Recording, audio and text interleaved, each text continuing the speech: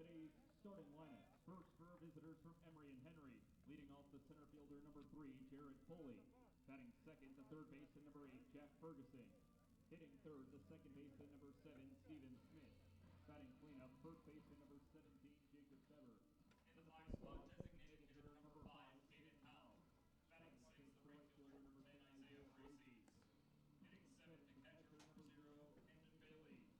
Good afternoon from the Silver Diamond Baseball Complex as Carson-Newman tries to continue its unbeaten start to the 2025 regular season and complete a weekend sweep in its first conference series of the season against Emory and Henry. The Wasps trying to snap a 7-game losing streak here early in the 2025 season. Andrew Rogers, glad you're with us here on the Eagles Sports Network as Carson-Newman and E&H get set to cap a 3-game series. Carson-Newman won the first game of the series 7-0 on Friday. Game 2 of the doubleheader and the series also went to Carson-Newman, a 6-1 victory. And 2 more really good pitching performances from Ryan Higgins and Colton Kaysen helped CN outscore the Wasps 13-1 in those 2 games. And now the Eagles go for the series sweep and try to get off to a 10-0 start and extending the program's best start to a season in its modern baseball history. And the Eagles will send Branson Angel to the mound to make his 3rd career start. His first 2 career starts earlier this season against King and Trevecca Nazarene starts where in the first one he gave up 3 runs, only 2 were earned, struck out 3 1/3.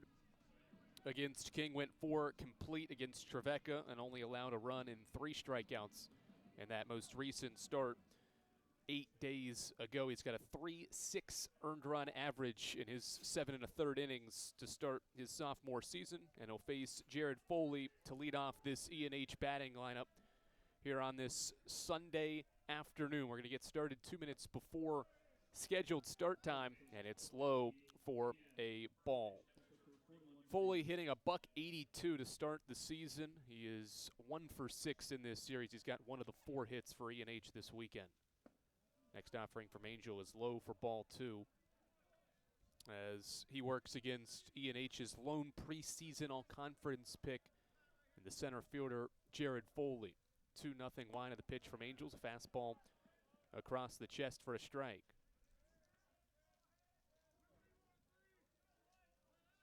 2 balls, 1 strike. Leadoff hitter Jared Foley facing Branson Angel. The pitch home is grounded sharply toward the middle where Jenkins makes a diving stop. His throw across the diamond is in time for the first down of the inning. The Eagles defensively have been sharp to start the year, specifically this weekend, and Jenkins flashes the leather with a diving stop and a throw to first for the first out of the inning. Off the bat, Foley may have thought that was going to be a single up the middle, and Jenkins takes away a base hit to start things. And now the 1-out batter is Jack Ferguson taking away for ball 1. Jenkins up the middle with Cole Nathan at second base. Aiden Gibson and Logan Floyd man the corners with Gibson at third and Floyd at first as Angel delivers a strike. Nicholas Castellano will catch Angel, and Braxton Smith, Trey Miller, Spencer Williams go left to right.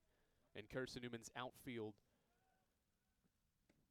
in the series finale. Breaking ball is outside. 2 balls and 1 strike on Jack Ferguson. 0 for 3, or 0 for 5 rather, in the series with Carson-Newman so far. Checks his swing on a fastball high. He was able to hold back, and the count is 3-1.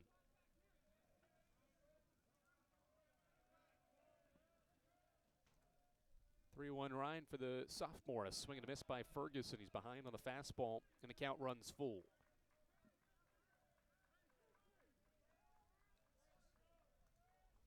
Really good pitching start to this season and this weekend for Carson-Newman as Ferguson fights one off, tapping it foul. The Eagles have only allowed the Wasps to hit the baseball 4 times in the first 2 games in 16 innings of this series, and E&H has only scored 1 run, while Carson-Newman has 13 runs on 19 hits in the first 2 games of this series. Another 3-2 from Angel. Ball hit high into the air. Castellana takes his mask off and is behind the plate, backs up, makes the catch for the second out. So Ferguson pops out to the catcher Castellana in foul ground. And quickly there are 2 away. Now Steven Smith, the 3-hole hitter for E&H, will stand in. And he's hitting .393 this season. Entered the weekend with a team-high 11 hits, but is hitless so far against Carson-Newman. First pitch is out of the zone for a ball. Angel started all 3 of these batters to start the inning with pitches out of the zone and misses again inside and high for ball 2.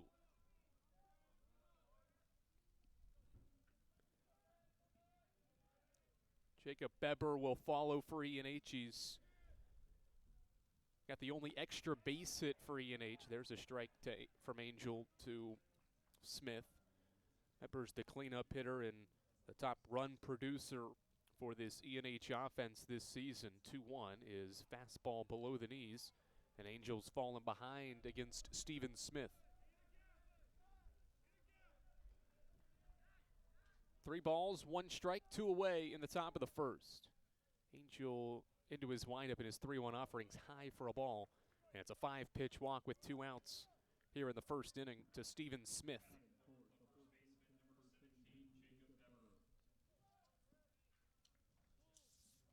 Brings Jacob Beber in. It's Carson-Newman's 2nd walk of the weekend against E&H. Ryan Higgins had the other one, but Carson-Newman has pitched it really well. 17 strikeouts and 1 walk through the first 2 games of this series. Here's a hard hit ball to left field. Smith looks at it. It's going to go over the wall, and it leaves the yard.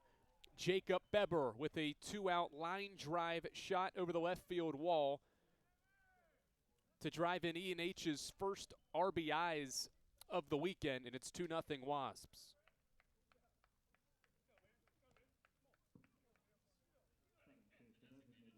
A big swing with 2 outs for E&H's cleanup hitter, Jacob Beber.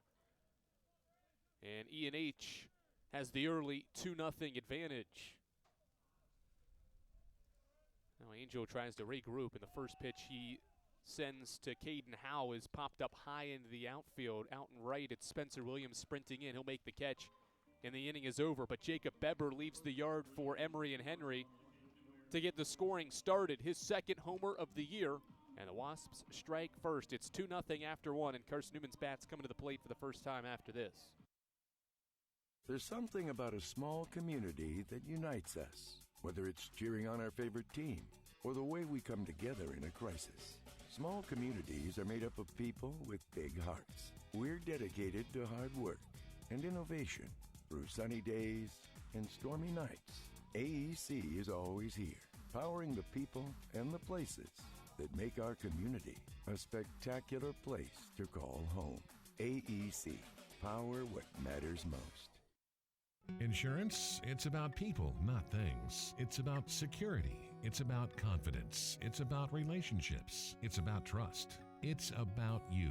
As a local independent agent, Bible Insurance Agency can design an insurance program that's just right for you and your family. Give the people you love safe, sound, secure protection from Auto Owners Insurance. Call Bible Insurance Agency 423-586-4320 or go by 1600 East Andrew Johnson Highway in Morristown.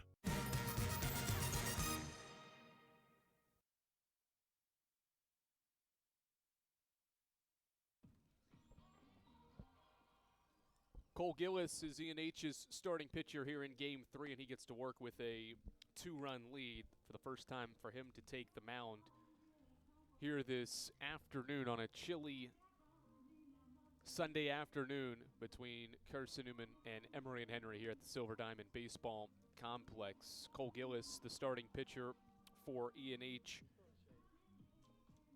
today for a pitching staff that has allowed 12 runs on 19 hits in the first 2 games this weekend. And Gillis gets set to make his 3rd start of the season.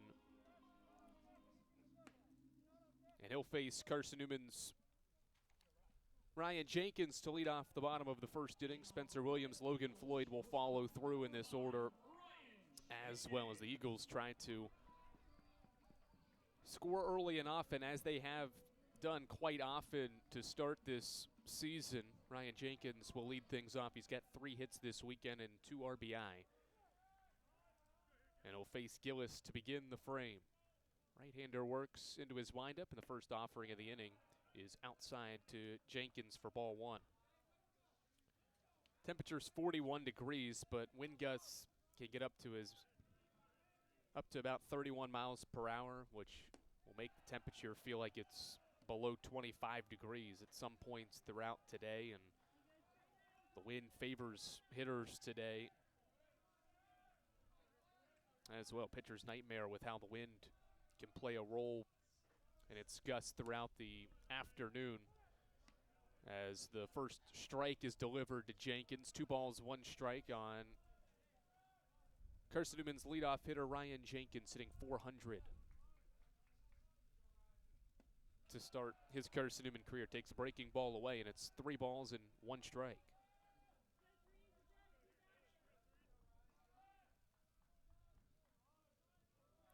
Right-hander Gillis comes set, and his wind and his offering to Jenkins is right at the knees for strike 2.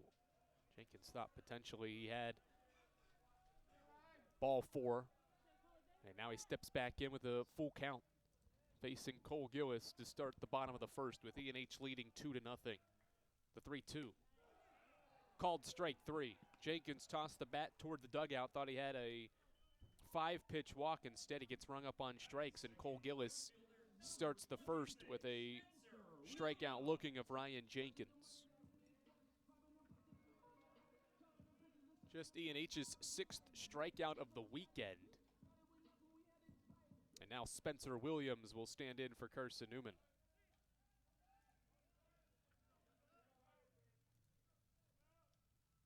2 for 7 weekend for Williams, and he fans at a breaking ball to start the at-bat for strike 1. 7 2/3 for Cole Gillis, an 8.2 ERA entering this game, 4 strikeouts and a walk. He's allowed 7 earned runs. This one's hit softly toward the right side. The second baseman to his left to make the play, and he tosses it to the pitcher covering first base to get Williams.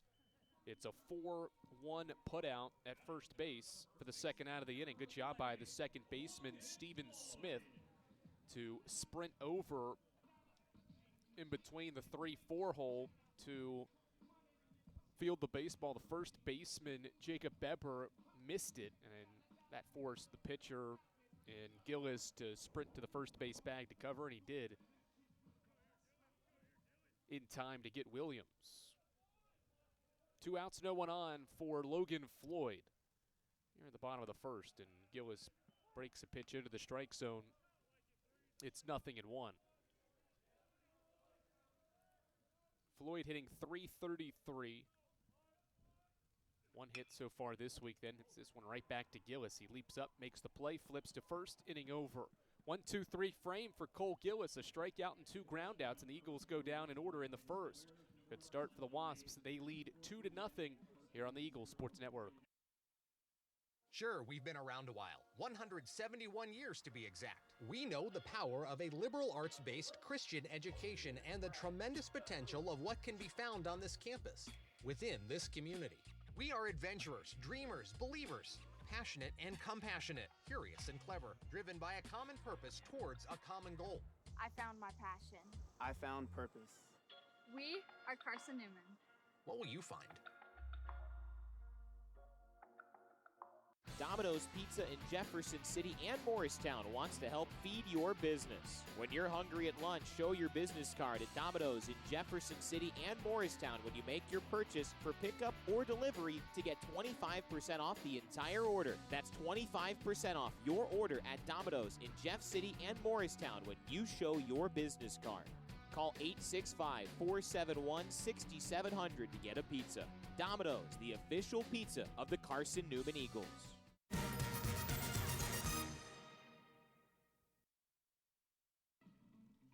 E&H off to the early 2-0 lead after the first inning on a Jacob Beber 2-out home run, all set up because of a 2-out walk drew by Steven Smith, a 5-pitch walk, and then Beber launched the first pitch he saw on a line drive over the tall left field wall And E&H has the 2-0 lead as we get set for the top of the second inning here on the Eagles Sports Network. It's just the second time this year that an opponent has scored first against Carson-Newman. The Eagles entering this game had only trailed for 1 inning, and that was against King. In the series finale back on February 2nd, the Eagles trailed 1-0 after 1 and then responded with 4 unanswered runs in the next 2 innings, but now trail 2-0 as they get set for the top of the second inning. Isaiah Bracey, the right fielder, will stand in against Branson Angel, and the first pitch is line down the right field line. It's inside the line. It's a fair ball. Williams tracking it down in the corner. Bracey gets to second base as the ball one-hops into the mid of Jenkins. He'll stop there with a leadoff double. Isaiah Bracey lines it down the right field line, and the Wasps have their second hit and their second extra base hit in this game. It's Bracey's 4th hit of the year and 2nd for extra bases. Good piece of hitting. Good job by Williams for Carson-Newman out in right field to track that ball down. He was playing dead in right field in the center and had to go all the way to the line in the far corner to pick up the baseball. So he's able to hold Bracey to just 2 bases. And now with nobody out, it's Camden Bailey. First pitch he sees, he bunts back to the pitcher. Angel at 1 hops into his glove. He picks up fields and throws to first where Logan Floyd snares it. Out is recorded. Bailey does his job. Bracey goes to third. A sac bunt brings Matt Hill to the plate. So 1-3 to first to get Bailey. And now Matt Hill tasked with trying to get the run home from third. First pitch to Hill. He fouls off, swinging at the inside fastball from Branson Angel.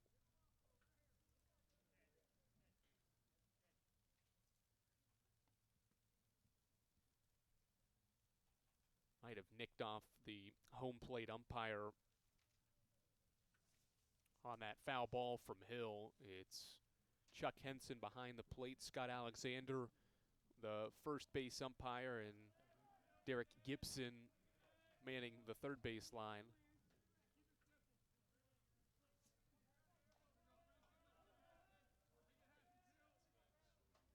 Now we're ready for play again. 0-1 count, 1 out. Bracey at third for E&H as Angel sets, lifts, and goes to third for a pickoff. Gibson dives to make the catch and apply the tag at the same time, but back safely as Bracey. Angel with a quick pickoff move. Gibson playing several steps off the bag, had to make a diving effort to keep that ball from getting into foul territory, allowing Bracey to score. Now Angel ready as he sets and pitches. Breaking ball to the outer part of the plate, and it misses outside. It's ball 1.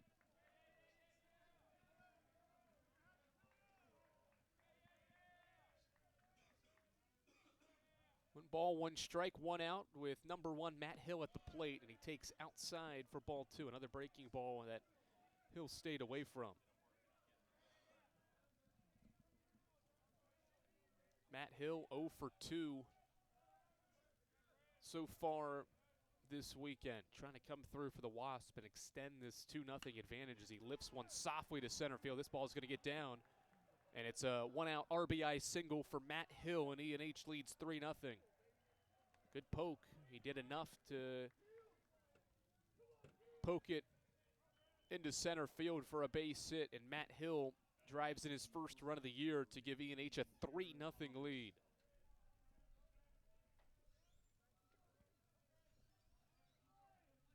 Now the 9-hitter for E&H, Jared Hoppus. Lift in the fire from Angels. A high fastball that goes over the head of Castellana.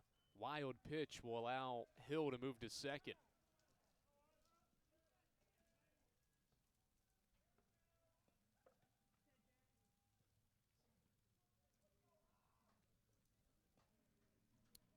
Time called by Nicholas Castellana for Carson-Newman. He'll walk out and chat with his sophomore right-hander, Branson Angel. who has allowed 3 hits and 3 runs through his first inning and a third here on this chilly Sunday afternoon in the series finale between Carson-Newman and Emory and Henry. A Wasps team motivated here this afternoon to snap a 7-game skid. Trying to do it against Carson-Newman, who's won its first 9 games of this season, the longest active winning streak in Division II baseball.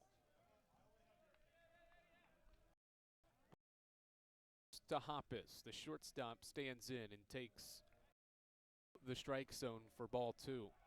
Saw a couple of guys running out toward the bullpen for Carson-Newman. There might be early activity with Angel having gone through the batting order once, and E&H having scored 3 times already. 2-0 set, and he pitches a fastball in the corner to Hoppus for a strike.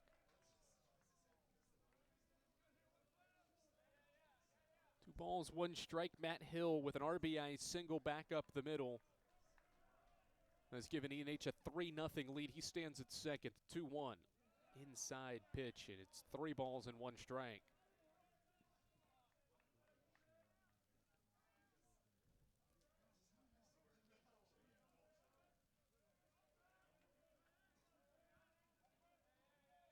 Angel with a long look into his catcher, Castellano, who's given him the sign, and now the 3-1 hits Hoppus in the back.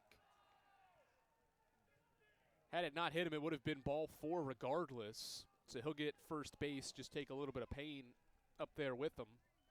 And it's first and second with 1 out. And an early visit here from Jason White, Carson-Newman's pitching coach in his first season. Will take the cold stroll to Branson Angel, and he's going to take the baseball from him. Early pitching change for Carson-Newman. 1 time through the batting order. E&H has 3 runs on 3 hits. We'll tell you who Carson-Newman's new pitcher is after this.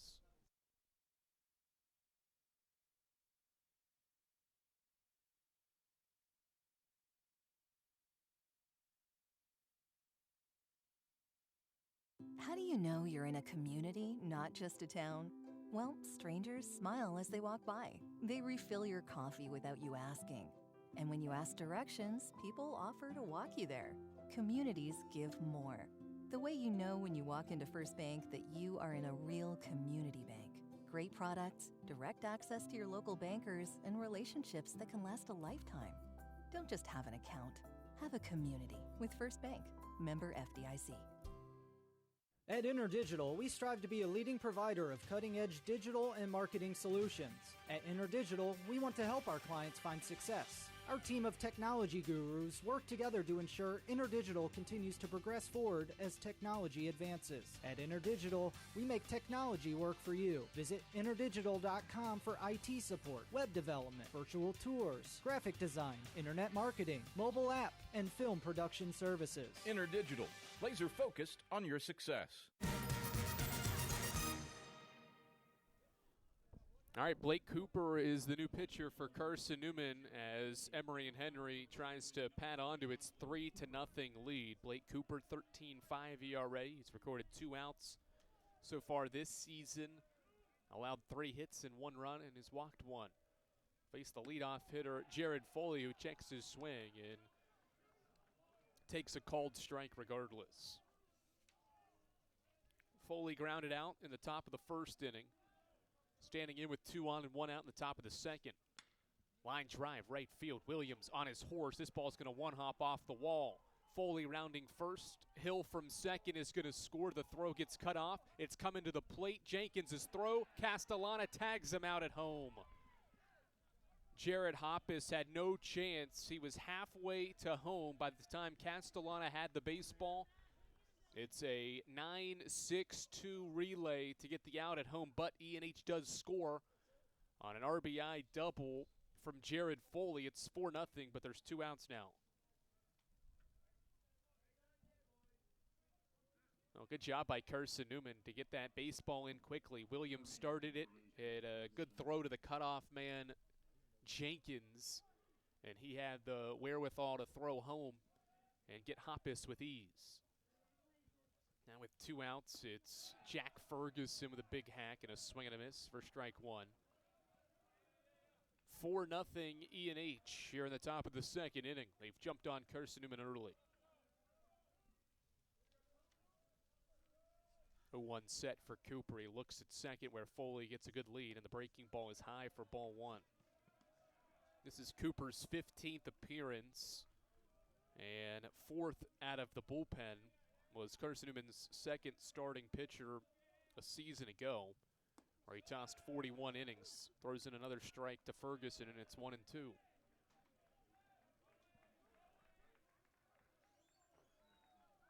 Senior from Maryville trying to limit the damage here in the second. The 1-2 set against Jack Ferguson in the pitch. Breaks toward the inner part and low, and the count is even. 2 balls, 2 strikes. There's 2 away, with already 2 scored for the Wasps here in the frame. Cooper sets and fires. Just nicked off the inside part of Ferguson's bat, back to the screen and foul. Keep the count at 2-2.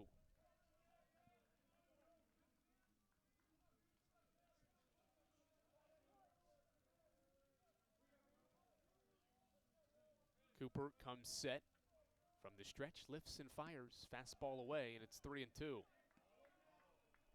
Ferguson has worked this count full. His second plate appearance in as many innings. Trying to extend this second inning. Lefty pitches. Breaking ball, swung on and missed. Strike 3. Blake Cooper comes in, faces 2 batters, gets 2 outs, and the inning is over. But Emory and Henry scores twice on 3 hits. And the Wasps jump on Carson-Newman early. It's 4-0 after an inning and a half here on the Eagle Sports Network. When you're sick and tired of fast food and need a fresh home-cooked meal, turn to Lisa's Country Kitchen. Lisa's been cooking up her fresh, never-frozen food for the Lakeway area for more than 15 years. Lisa's cares about her customers. You may enter a stranger, but you'll leave a friend. From foot-long hot dogs to juicy steaks, Lisa's has the best food for the best prices. Lisa's Country Kitchen on Route 92 off Old Andrew Johnson Highway. The best food for the best prices. Serving East Tennessee for 40 years, Magaha Electric is the perfect choice for all your electrical projects. Magaha Electric specializes in commercial, retail, manufacturing, residential, and industrial contracting needs. Magaha Electric can provide superior service, technical know-how, and realistic budgeting for any size project in a timely, cost-effective manner. Visit MagahaElectric.com for all your electrical contracting needs. Magaha Electric, your East Tennessee electrical contracting source.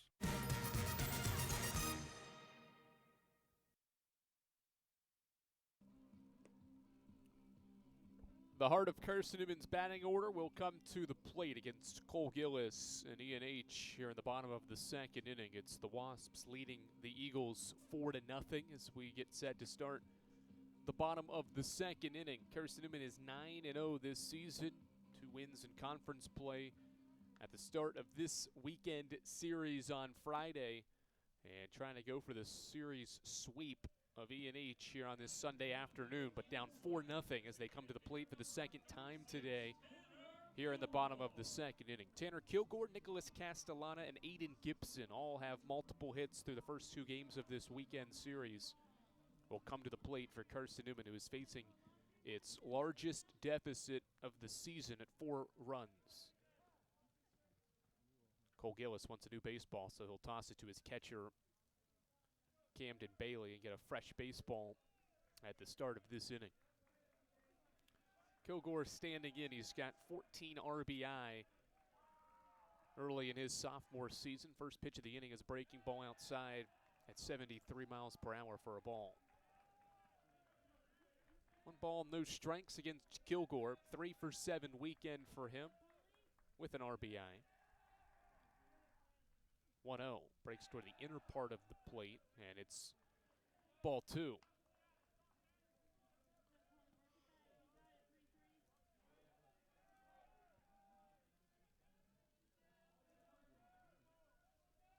Wide for Gillis, and he finds the strike zone with a slider. It's 2 balls and 1 strike.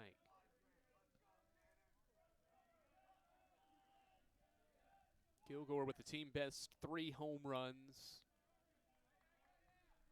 Out of this cleanup spot where he's been all of this season, 2-1, is a fastball that Kilgore hits high into the air out toward the grass in right field. It's the second baseman Smith into the outfield. Backpedals, makes the catch, 1 away. 2-1 fly out for Tanner Kilgore, the second baseman, for out number 1. And now Nicholas Castellano. Remarkably enough, Carson-Newman, through its first 9 games of this season, has only trailed for half an inning. That was a 1-0 deficit in the series finale against King as Castellano flies one to straightaway center. Folio eventually moves to his right a little bit, makes the catch. 2 away. King scored the first run of that bottom of the first inning in the series finale on February 2nd, and then Carson-Newman responded with 3 runs and then never trailed again in that game. And it's trailed from the get-go so far, with E&H scoring twice in the first 2 frames. Hayden Gibson with 2 outs stands in and takes a breaking ball in the inside part of the plate for strike 1. So adversity for Carson-Newman really for the first time this season. So we come up on the end of 3 weeks into this baseball season. Nothing in 1 pitch from Gillis is outside and low for ball 1.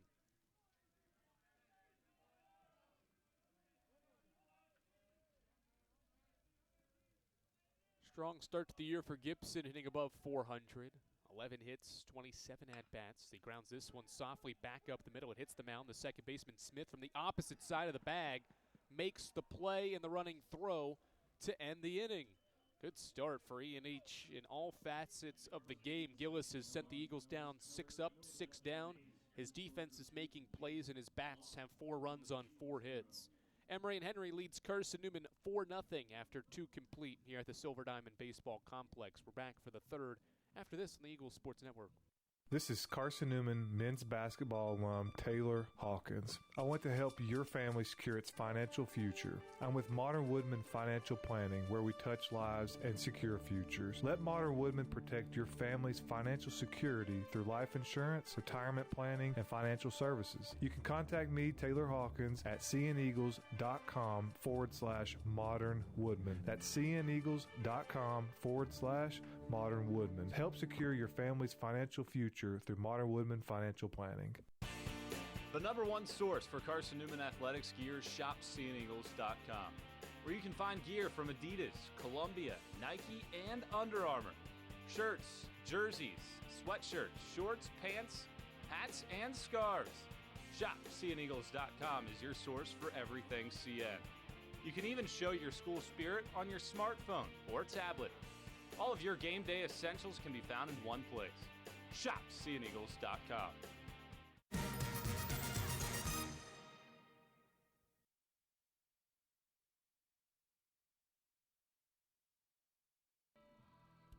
Top of the 3rd inning, the heart of the E&H order will come to the plate against Blake Cooper. 3, 4, and 5 for E&H.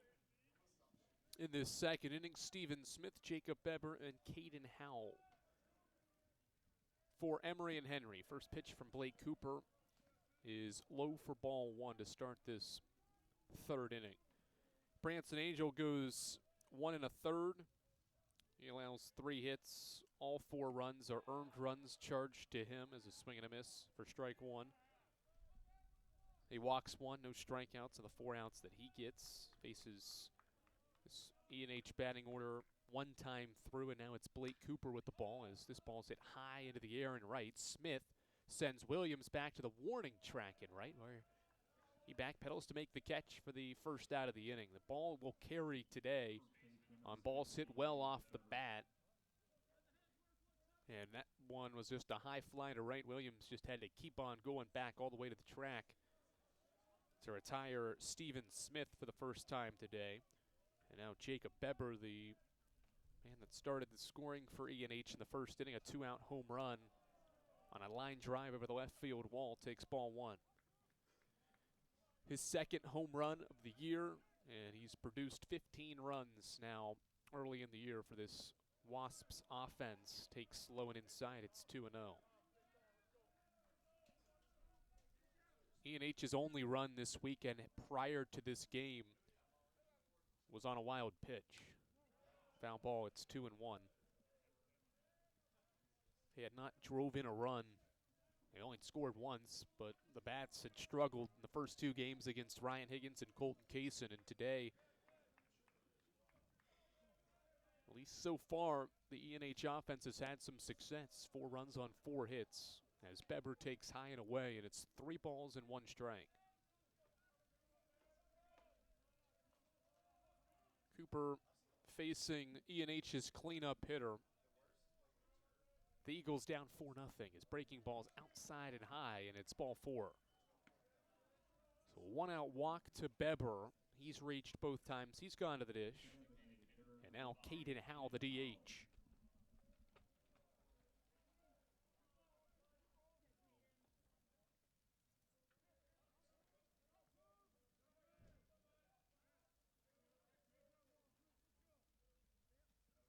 Fastball away. Taken by Howell. For ball 1.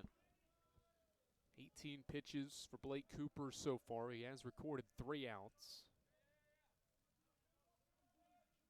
The final 2 of the second and the first here in the third. His fastball is in the zone to Howell for a strike.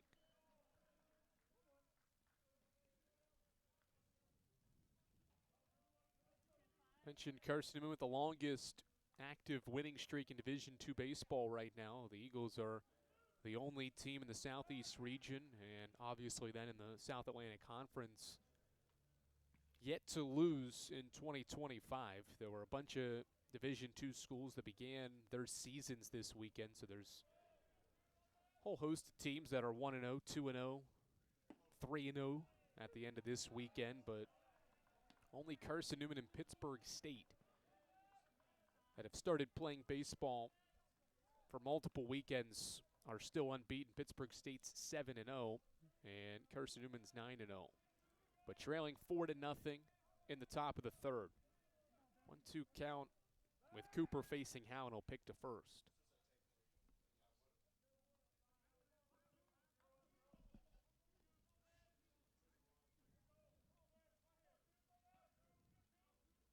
Howell 1 for 7 this weekend, stands in with 1 ball and 2 strikes to count. The runner takes off. The pitch is high for a ball. Castellana's throw is down there, dropped by Nathan. It gets into the outfield.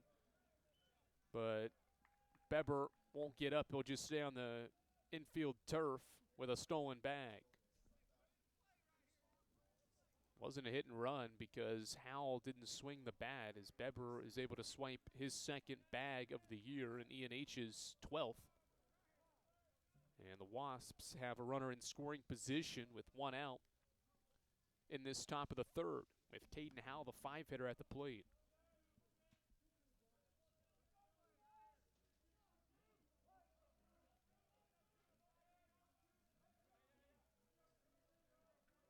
Two balls, 2 strikes. Cooper set. Glove at the belt, and he pitches. Ground ball to first base where Floyd knocks it down, makes the play, takes it to the bag himself. Runner to third with 2 outs. Hard hit ball by Howell. Tried to sneak under the glove of Floyd. He knocks it down to make the play. And the 2-out batter is now Isaiah Bracey.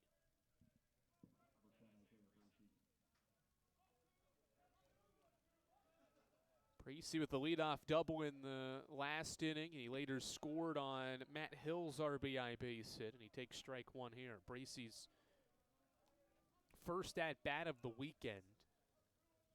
He's got 4 hits now this season. 0-1 from Cooper is a called strike, and he's ahead 0-2. Bracey didn't like the call as he looks back at the home plate umpire, Chuck Henson, in displeasure. Now stands back in. And the 0-2 from Cooper. High fastball. Bracey thought about it, moved the bat just a smidge, but held back. And it's 1-2. 2 strikes, 2 outs. The pitch to Bracey. Called strike 3. Cooper strands the runner, Beber at third, and the Eagles put a 0 up for the first time here in the series finale. Emory and Henry strands Beber at third, and we've played 2.5 here at the Silver Diamond Baseball Complex. Emory and Henry leads Carson-Newman 4-0 here on the Eagles Sports Network.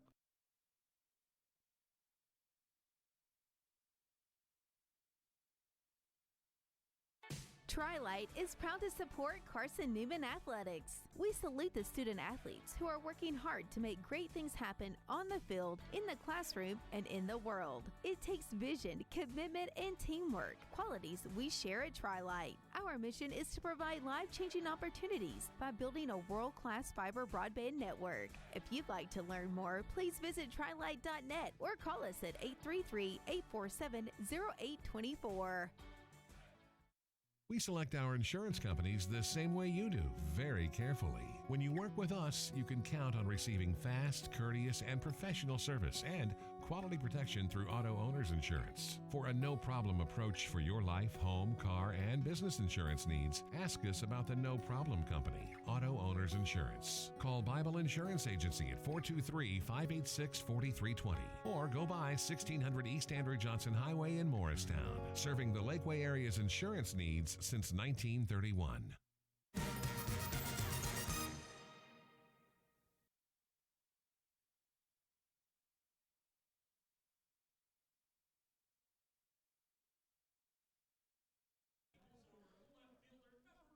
Carson-Newman's 7, 8, and 9 hitters will come to the plate for the first time here in the series finale. Braxton Smith, Cole Nathan, and Trey Miller are the 7, 8, and 9 hitters in this batting order for Carson-Newman, who is hitless through the first two and has gone 6 up, 6 down against Cole Gillis. Right-hander in his freshman season winds in his first pitch of the inning as a breaking ball at the knees for strike one. He's in a groove right now. 1 strikeout in the first 6 outs he has recorded. Couple of ground outs, couple of fly outs to his line so far as he delivers another fastball in for a strike. It's 0-2. Braxton Smith 0 for 3 in this weekend series. He's hitting .375 in his rookie campaign. 0-2 wind. Fastball away on the corner for called strike 3. Second punch out for Gillis. A 3-pitch strikeout of Braxton Smith, and there's 1 away. 7 up, 7 down for Gillis. And now Cole Nathan to try to get the offense going here in the 3rd inning against Gillis.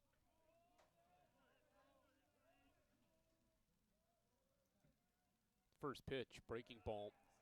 Misses inside for ball 1.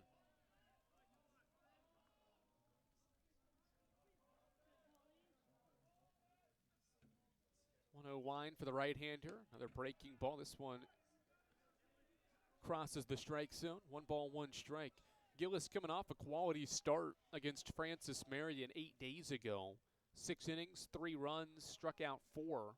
And of the 3 runs, they each came in the 2nd and 4th and 6th innings. Ground ball to third, low throw, but snared at first by Beber on the throw from Ferguson to get Nathan on a softly hit ball to third, and there's 2 away. Gillis gave up 1 run in the 2nd, 4th, and 6th innings, but did a really good job to respond after each of those runs were scored to throw 6 innings in what was a 5-4 loss for Emory and Henry in that series finale against Francis Marion last weekend. So far, he's given this Wasps team a great start here against one of the hottest teams in Division II to start the year, as Trey Miller sees a strike to start his first at-bat. 0 in 1 count as the right-hander Gillis winds and delivers a breaking ball below the zone for ball 1. Trey Miller hitting .409, 9 hits in his 22 at-bats so far in his senior year, already with 11 RBI this season in 9 games. Thought about chasing that slider, instead held back, and it's 2 balls and 1 strike.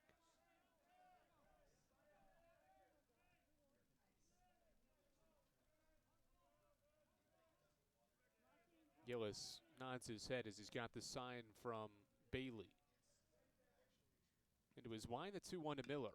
Grounded sharply foul toward the Eagles' dugout along the third base side, and it's a 2-2 count with 2 away.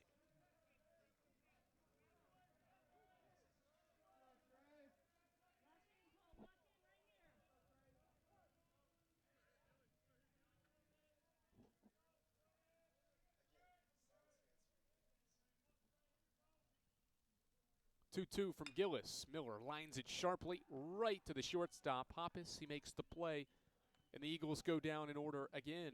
Cole Gillis, 9 up, 9 down against Carson-Newman's red-hot offense. It's 4-0. We've played a third of this baseball game, and the Wasps lead Carson-Newman 4-0 after 3 on the Eagles Sports Network. Don't know what to wear on game day? Head over to shopseeandeagles.com for all of your Carson-Newman athletics gear. You can find clothing from Adidas, Columbia, Nike, and Under Armour to cover you from head to toe. ShopSeeAndEagles.com also has duffel bags, backpacks, jewelry, pet supplies, and gifts. Don't waste any more time. Prove you are the ultimate Carson-Newman fan with the official gear of the Eagles at ShopSeeAndEagles.com. Visit today. Dorm food got you down? Need a home-cooked meal? Then Lisa's Country Kitchen is for you. Lisa's Country Kitchen has been feeding Carson-Newman students for 15 years. Lisa's has a family-friendly atmosphere all day long, from the morning with her $2.99 breakfast specials to dinner with Lisa's fresh, never-frozen steaks. Carson-Newman students get a 10% discount with their student ID. Lisa's Country Kitchen on Route 92 off Old Andrew Johnson Highway. The best food for the best prices.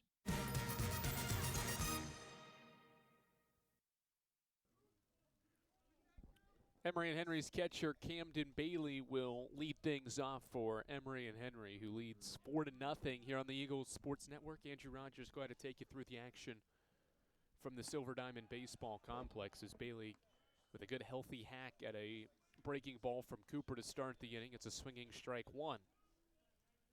Cooper quickly back to work as he lifts the left leg and fires in a breaking ball low for ball 1. Carson-Newman entered this contest having outscored its opponents 48-7 in the first 3 innings. High drive to center. Bailey sending Miller back to the warning track on the wall, and Miller leaps up and makes the catch, banging into the wall. What a play from Trey Miller, backpedaling the entire time as that ball was flying through the air, and he robs Bailey of a base knock.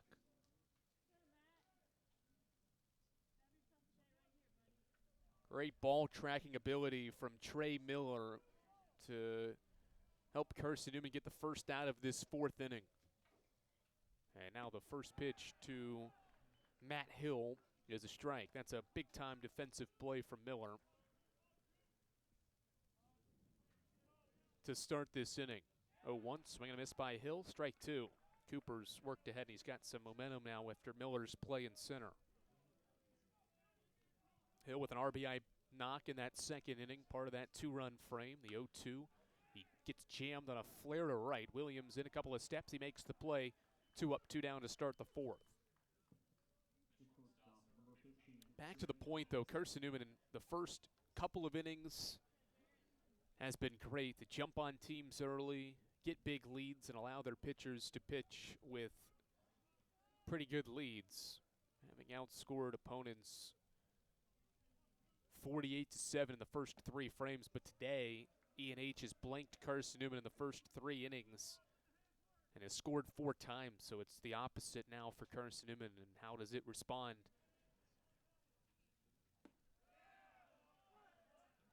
As Cooper delivers a strike to Hoppus, it's 1-1. The Eagles facing their largest deficit of the year. First time they've really trailed in a game all year as well. It's game 10. Breaking ball from Cooper, strike 2, and it's a ball and 2 strikes. 1-2 set for the lefty. He lifts and fires. Ground ball left side. Gibson plays it off a couple of hops. A long throw, a high one over Floyd's head. It goes up the hill, but Hoppus will stay at first.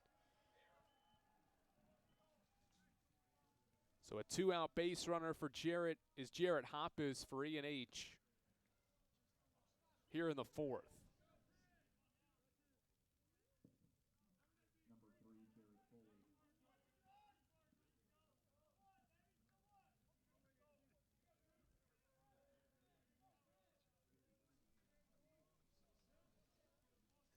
It's an error on Gibson at third. And Cooper will pick over to Hoppus as he gets ready to face Jared Foley for the second time here in this fourth inning.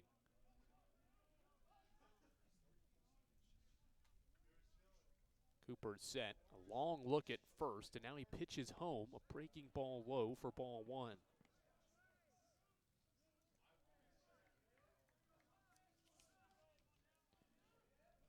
First error by Carson-Newman since shorter on February 4th. Just Carson-Newman's 5th error of the year. And what is game 10? It's 2 balls and no strikes now on Foley. Lefty Cooper comes set. Looks at first a couple of times. Now lifts and fires a pitch to Foley. Low, below the strike zone. It's 3-0. Some 2-out life here for Emory and Henry. As Cooper sets and pitches. There's a fastball right down the middle at 85 for a strike.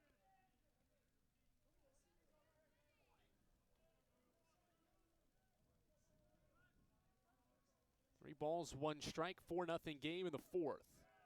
Strike 2, another fastball. Foley thought it was below the zone and took a couple of steps up the first base line. Thought he had ball 4. Instead, he stands back in, and it's a full count. 3 balls, 2 strikes. Cooper sets and fires. Runner takes off. The pitch is tapped foul off Foley's foot.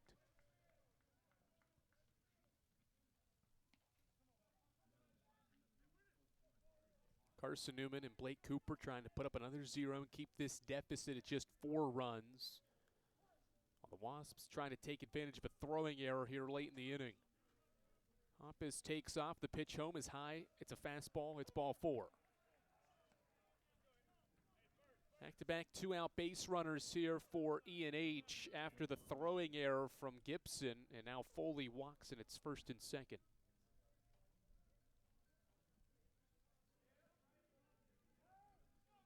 Foley on base for the second straight time and for the second time in this game. And now Jack Ferguson.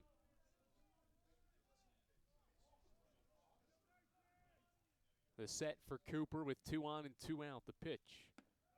Fastball in the corner to Ferguson's a strike. He's 0 for 2 in this game and still hitless this weekend. 0 for 7 is E&H's third baseman, who's hitting .333. Picked to second. Nathan right there. The tag not in time. Good awareness by Hoppus to dive back to second. Sneak that right hand to the bag. To get back safely. Now Cooper back to work is 0-1. Hit high into the air to right. Williams is going to take a couple of steps back. He's got it and he makes the play. No damage done, but a couple of base runners left on for E&H they got with 2 outs, but Cooper delivers another 0 for Carson-Newman. It's 4-0, Emory and Henry. Carson-Newman has yet to get a base runner a third of the way into this game. Wasps by 4 as we come back for the bottom of the fourth after this on the Eagle Sports Network. Domino's Pizza in Jefferson City has deals for Carson-Newman students. Bring in your valid student ID when you order for pickup or delivery, and Domino's in Jefferson City will give you a steaming hot large one-topping pizza for $4.99. That's a large one-topping pizza for Carson-Newman students for $4.99 at Domino's in Jeff City. Call 865-471-6700 to order. That's 865-471-6700. Domino's, the official pizza of the Carson-Newman Eagles. Okay, let's see. I'm ready to do this. Carson-Newman. It's been around since 1851. Lots of flexible online programs. Wow. world-class accredited academics, a faith and learning environment with professors who really care about me, a top 10 best value school. Carson-Newman gives $48 million a year in financial aid. This is the perfect place. I'm in.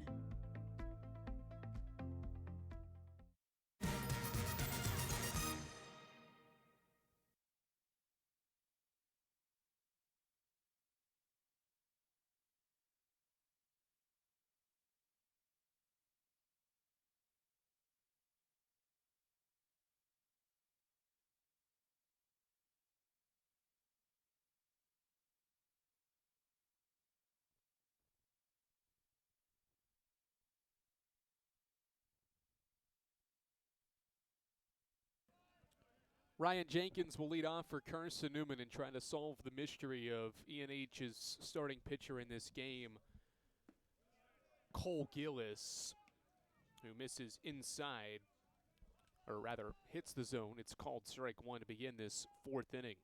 He's faced Carson-Newman's batting order once, has sent him 9 up, 9 down, and he's ahead on Jenkins, 2 balls and no strikes.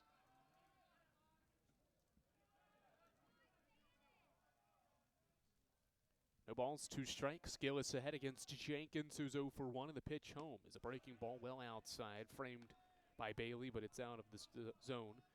1-2. Jenkins has had a really good start to his Carson-Newman career. 3 hits this weekend. Trying to be the first one to hit in this game for Carson-Newman as he takes low and away again, and it's 2-2 now. Gillis comes set. Brings the glove to his face as he winds in his 2-2 offering as a fastball tapped foul at the plate at 85 miles per hour. He fights it off, does Jenkins, to stay alive. No need for Carson-Newman to get all 4 runs back at once, but it does have that capability. Had 6 runs in the first game of this series in the 8th inning on Friday, and the Eagles have shown the ability to put up some big numbers here early in the year. 2-2 is well outside. It's 3-2. Carson-Newman has 11 innings this season with 4 runs or more scored. The most in one being 6 on opening weekend against King in an inning. 3-2, Jenkins drives it back towards center field where Foley has got a beat on it. He backs up, makes the play, 1 away. Good rip off the bat of Jenkins. 93 off the bat on a line drive. But right to Foley, unfortunately, and Carson-Newman is still hitless and without a base runner. 10 up, 10 down for Cole Gillis. Shades of what Ryan Higgins did on Friday for Carson-Newman. Retired the first 18 batters that he faced in the series opener before allowing a base runner in the 7th, and eventually the no-no was broken up by ENH in the 9th. 1 count now on Spencer Williams. The first pitch was a strike. As Gillis winds in his 0-1 offering is a breaking ball away for a ball.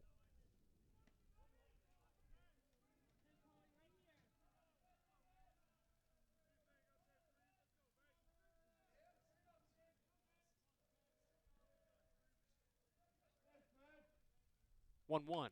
Grounder right side. 1 hops into the mitt of the first baseman Beber. He'll take it to the bag himself. 2 up, 2 down. 3 unassisted at first. 11 up, 11 down for Cole Gillis. And there's 2 away for Logan Floyd.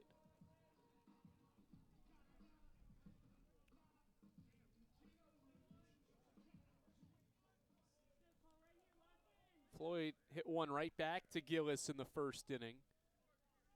As he stands in. And the first pitch is hit sharply right to the shortstop, Hoppus. His throw 1 hops into the glove of Beber, and the play is made.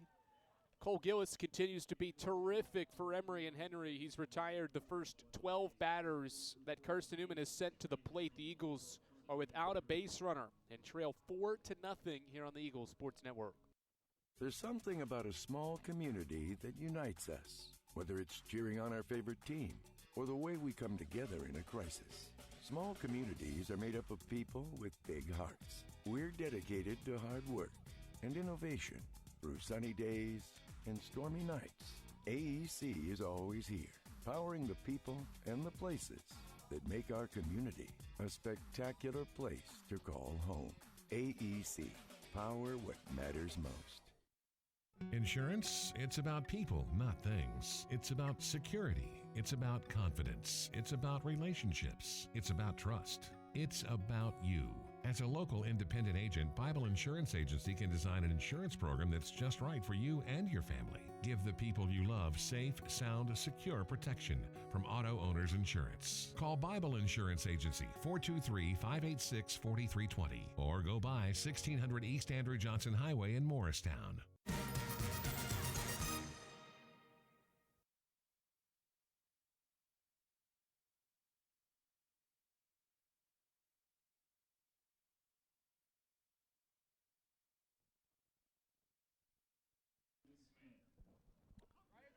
It's the same part of the batting order for E&H that started the third inning, 3, 4, and 5, with Steven Smith leading off against Blake Cooper. First pitch of the inning is a fastball outside, 4-1.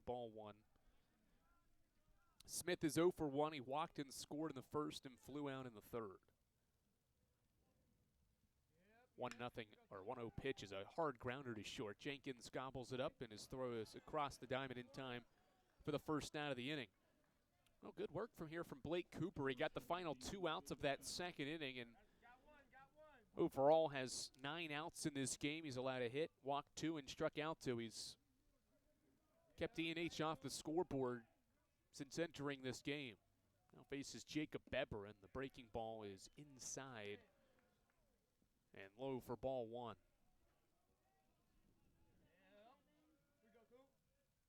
Cooper sets and fires.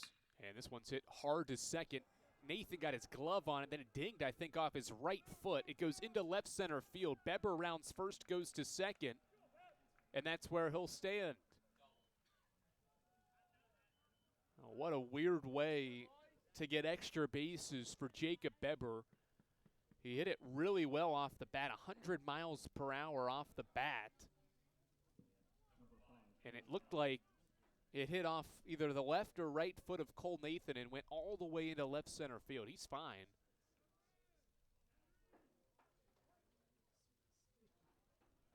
And so E&H now has an extra base hit from Jacob Beber, his second of the day, and E&H's third. And now a runner in scoring position with 1 out, and this breaking ball goes to the backstop where Castellana will have to go retrieve it, and the runner can move to third. Just like that, the Wasps are 90 feet away from patting on to a 4-0 advantage. On another Carson-Newman wild pitch, second one of the day. Caden Howe is batting for E&H. The DH is 0 for 2. Carson-Newman's infield comes in for the 1-0. The breaking ball's a strike.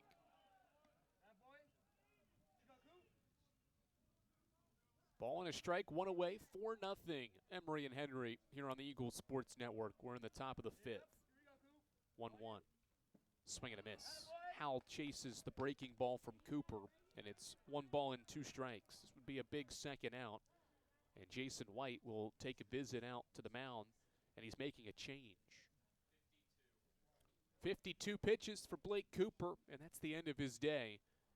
1 ball, 2 strikes, 1 out, a runner at third. And the Eagles are bringing in a new arm. We'll tell you who the new arm is with a critical at-bat coming here in the 5th on the Eagles Sports Network. Sure, we've been around a while, 171 years to be exact. We know the power of a liberal arts-based Christian education and the tremendous potential of what can be found on this campus, within this community. We are adventurers, dreamers, believers, passionate and compassionate, curious and clever, driven by a common purpose towards a common goal. I found my passion. I found purpose. We are Carson-Newman. What will you find? Domino's Pizza in Jefferson City and Morristown wants to help feed your business. When you're hungry at lunch, show your business card at Domino's in Jefferson City and Morristown when you make your purchase for pickup or delivery to get 25% off the entire order. That's 25% off your order at Domino's in Jeff City and Morristown when you show your business card. Call 865-471-6700 to get a pizza. Domino's, the official pizza of the Carson-Newman Eagles.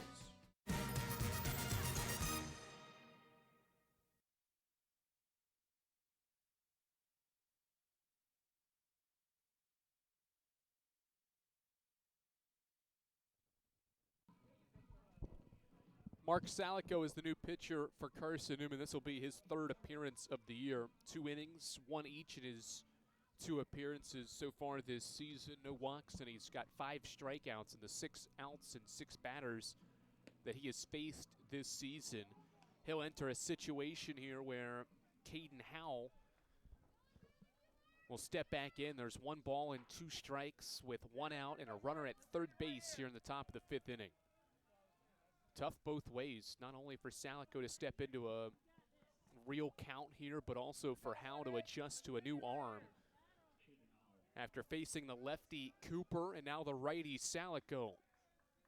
1-2 set for the sophomore, and his first pitch is a swing and a miss. Strike 3. 6 strikeouts for Salico in the 7 outs he's recorded this season, and there's 2 away. Good fastball from Salico, and now Isaiah Bracey with 2 outs. Eagles infield will back up and play normal depth as Salico rockets a fastball in at 92 for ball 1.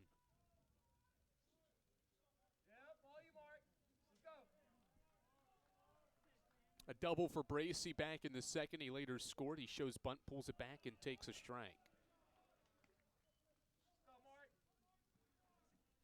Salico trying to put a 3rd straight 0 up for Carson-Newman, who trails E&H 4-0 in the top of the 5th. A 1-1 set for the sophomore, and he pitches an inside fastball that missed the strike zone. It's 2 balls and 1 strike.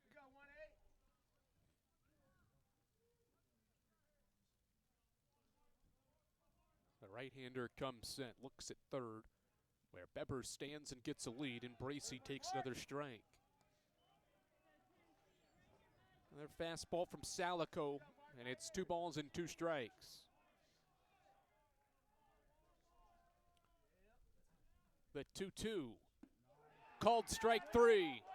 Mark Salico comes in with back-to-back strikeouts here in the 5th, and E&H strands a runner in scoring position. Good work from the sophomore Salico, and the Eagles have put up 3 consecutive zeros here against E&H. But the offense has yet to get a base runner. Will that change in the bottom of the 5th? We'll find out together when we come back for the bottom of the 5th here on the Eagles Sports Network. How do you know you're in a community, not just a town? Well, strangers smile as they walk by. They refill your coffee without you asking. And when you ask directions, people offer to walk you there. Communities give more. The way you know when you walk into First Bank that you are in a real community bank. Great products, direct access to your local bankers, and relationships that can last a lifetime. Don't just have an account. Have a community with First Bank. Member FDIC. At InterDigital, we strive to be a leading provider of cutting-edge digital and marketing solutions. At InterDigital, we want to help our clients find success. Our team of technology gurus work together to ensure InterDigital continues to progress forward as technology advances. At InterDigital, we make technology work for you. Visit interdigital.com for IT support, web development, virtual tours, graphic design, internet marketing, mobile app, and film production services. InterDigital, laser focused on your success.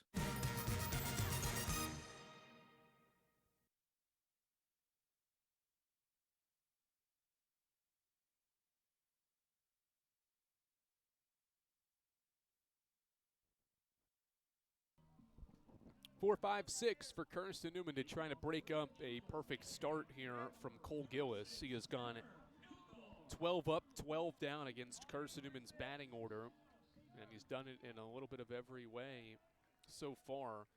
4 flyouts, 6 ground downs recorded, and 2 strikeouts in his 3rd career start for Emory and Henry.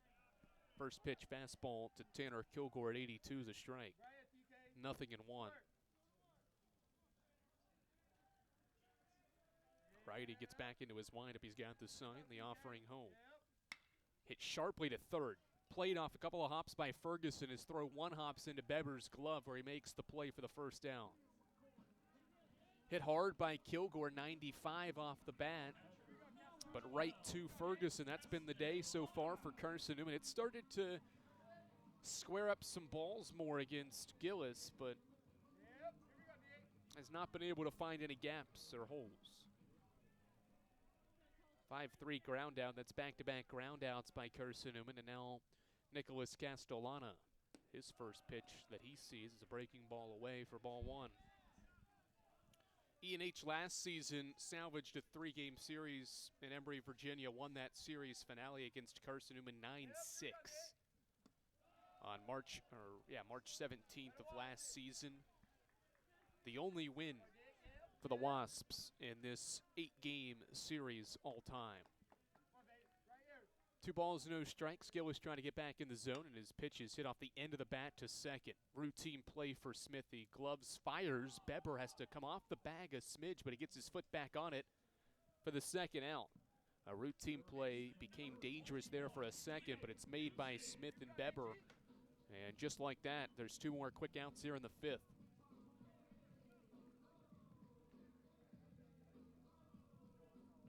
Cole Gillis is shutting out Carson-Newman so far, and now he faces Aiden Gibson. Carson-Newman's 6-hole batter, who was 3 of 7 at the plate this weekend. First pitch he sees is away for ball one. Both teams got a good group of bullpen arms still available. Both teams only used 2 relievers in the games on Friday. And you factor in their starting pitchers as well. There's only 4 arms each that have been used this weekend, so a lot of arms available, and certainly will be useful for both sides, but especially E&H down the stretch in this game to try to manage this lead as Gibson flies one to right. Bracey's on the move, backpedaling, making the catch for the final out of the inning. 15 up, 15 down for Cole Gillis through 5 innings. He's shutting out the Eagles here at the Silver Diamond Baseball Complex. 4-0 Emory and Henry here on the Eagles Sports Network.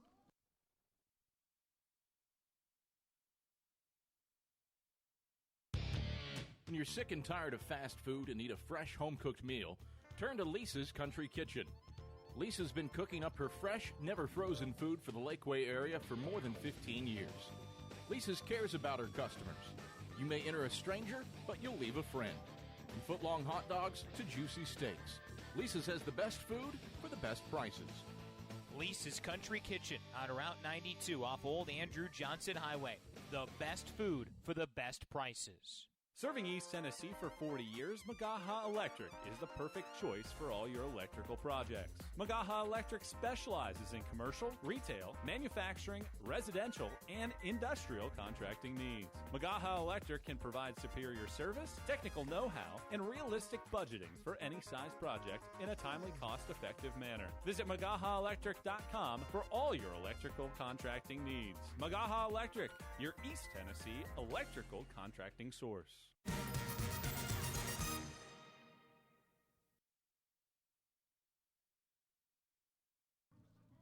We've played 5 innings of baseball in this series finale, and Emory and Henry leads Carson-Newman 4-0 as we get set for the top of the 6th inning. And Mark Salico is back to the mound for the Eagles after recording 2 strikeouts at the end of the 5th inning to keep E&H off the board, but its lead is 4 as we head to the 6th inning here on a chilly day at the Silver Diamond Baseball Complex.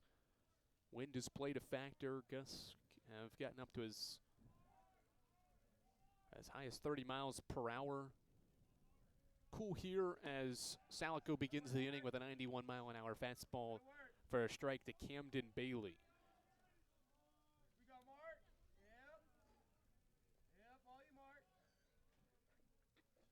Next pitch is a breaking ball that is fanned at by Bailey. For strike 2. Bailey's 0 for 1, and he lines this one to right for a base knock. 2 out hitting there. Williams faked as if the ball went under his glove, and Bailey will stay put at first. That's really cool what Williams just did out there in right.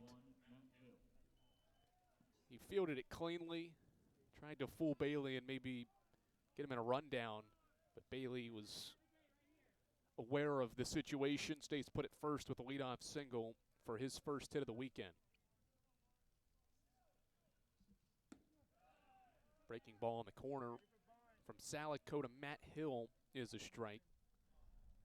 E&H leading 4-0. Carson-Newman hasn't been shut out at home in 3 years, and the Eagles without a hit as Hill swings and misses for strike 2. Cole Gillis has got a perfect game through 5. In just his 3rd career start, the freshman has been great.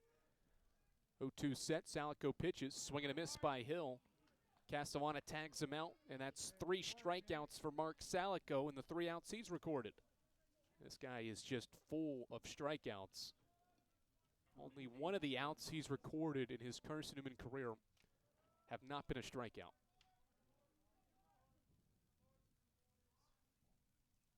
Now Jarrett Hoppus, and he flies one foul to the right side.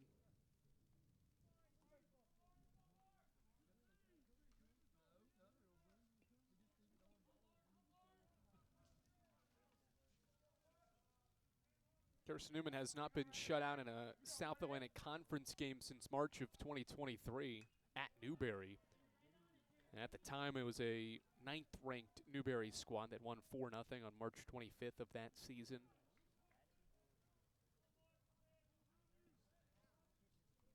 Yeah, 3 years ago when Carson-Newman was last shut out at home, it was a 4-0 loss to Quincy. 0-2 set for Salico. Another strikeout. Swing and a miss. 4 strikeouts and 4 outs for Salico, and there's 2 away. He blows a fastball by Hoppus, and now back to the top of E&H's order for Jared Foley.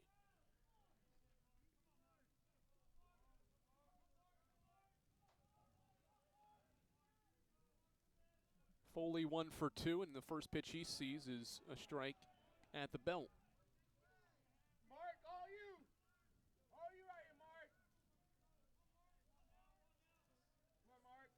Nothing in 1 set for Salico with E&H leading 4-0 in the top of the 6th. The pitch is a pitch out. Runner takes off, throws right to the bag. Nobody's covering it, though. Nathan and Jenkins late to the second base bag, and so it's a stolen base for Camden Bailey. He would have been gunned down with ease if somebody was covering the bag. The catcher, Castellano, did his job. He threw it right to second base, and nobody was there to catch and tag Bailey out. Luckily, they kept it in the infield, so Bailey stays at second. The 1-1 from Salico is flied foul, and it's strike 2.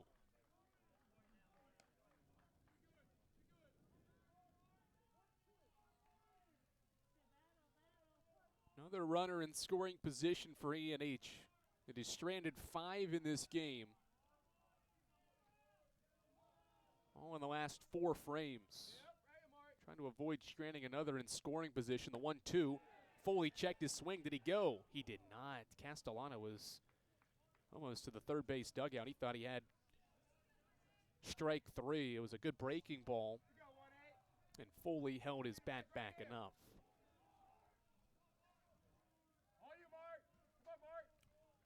Two balls, 2 strikes, 2 outs in the 6th. Salico sets and fires. Fastball fouled back. He reared back and fired a 92-mile-an-hour fastball, and Foley just caught up to it enough to foul it away.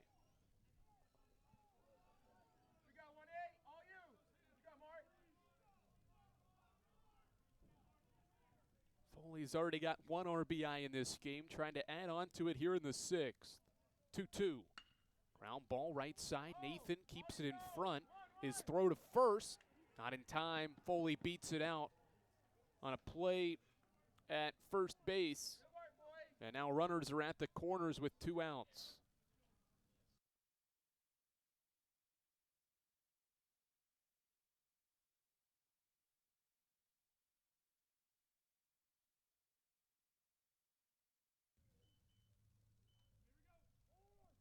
Corners occupied as Foley reaches on the error. second error by Carson-Newman.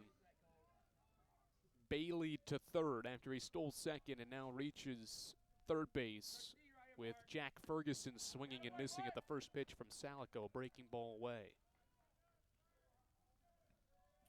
Ferguson is hitless this weekend, 0 for 8 at the plate. Good time for him to end this hitless weekend as he grounds one softly to short. Jenkins charging, fields, and cannot field the exchange between his glove to his hand cleanly. And E&H strikes for a 5th run.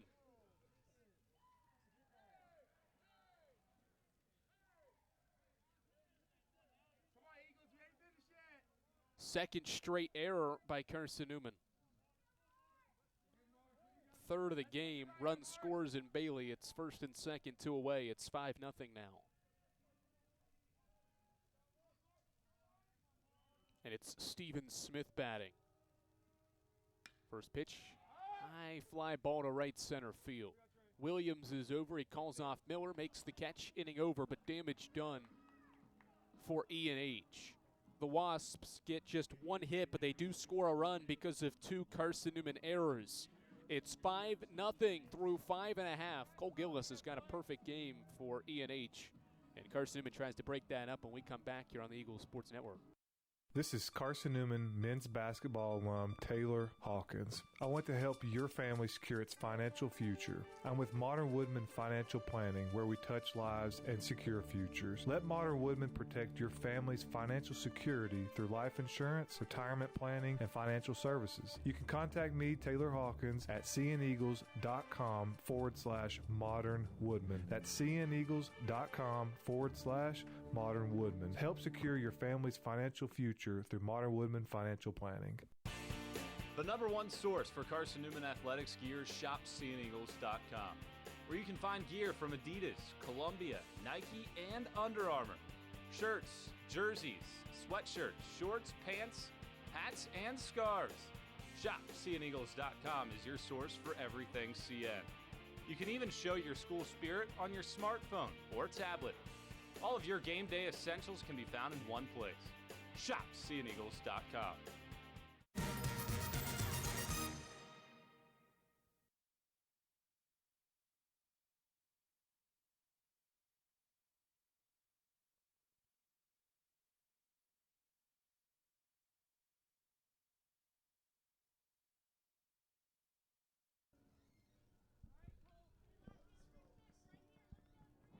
E&H leads 5-0. They get a run in the 6th inning off a couple of Carson-Newman errors with 2 outs. And Ryan Bolton is going to pinch hit for Carson-Newman here in the bottom of the 6th inning and see if maybe he's the spark plug to start the frame. This is Braxton Smith's spot in the batting order. He gets just 1 at-bat, and now it's Bolton's opportunity to pinch hit for Smith here in this 6th inning. 5-0 Emory and Henry, and the Eagles are yet to get a base runner here at home.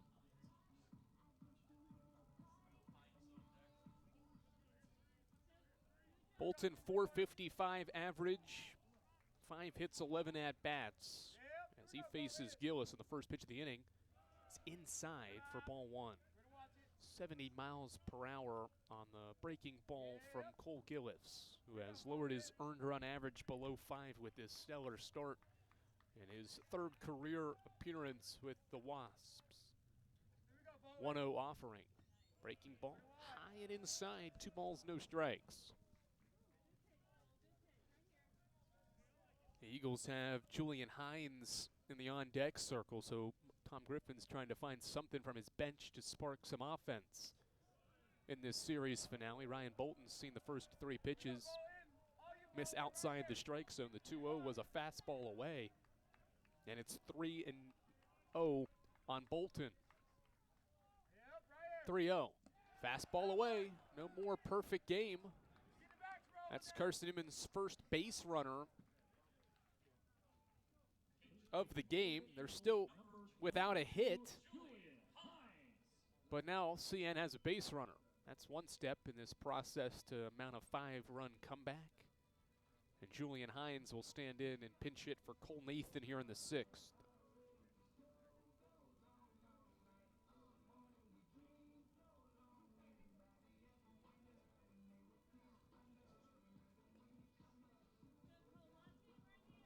This will be Hines' 8th at-bat in a Carson-Newman uniform. 2 hits and 2 RBI for Hines. He's drew 4 walks and he's reached base 60%, basically 60% of the time. He has gone to the plate in his efforts this season. Julian Hines, the hitter for CN, with Bolton at first base. Carson-Newman's first base runner of this game comes in the bottom of the 6th inning. If you're just joining us, Emory and Henry struck for 2 runs in both the first and second innings to jump out to a 4-0 advantage, and they've gotten an excellent start from Cole Gillis. First pitch to Hines is a fastball at 82 on the corner for a strike, 0-1. Pitch 53 from Gillis. He's done an excellent job pitching to contact. His defense has made some plays. Can he keep it up? In the 6th inning, he'll pick to first, where Bolton is back on a head-first dive to the bag safely.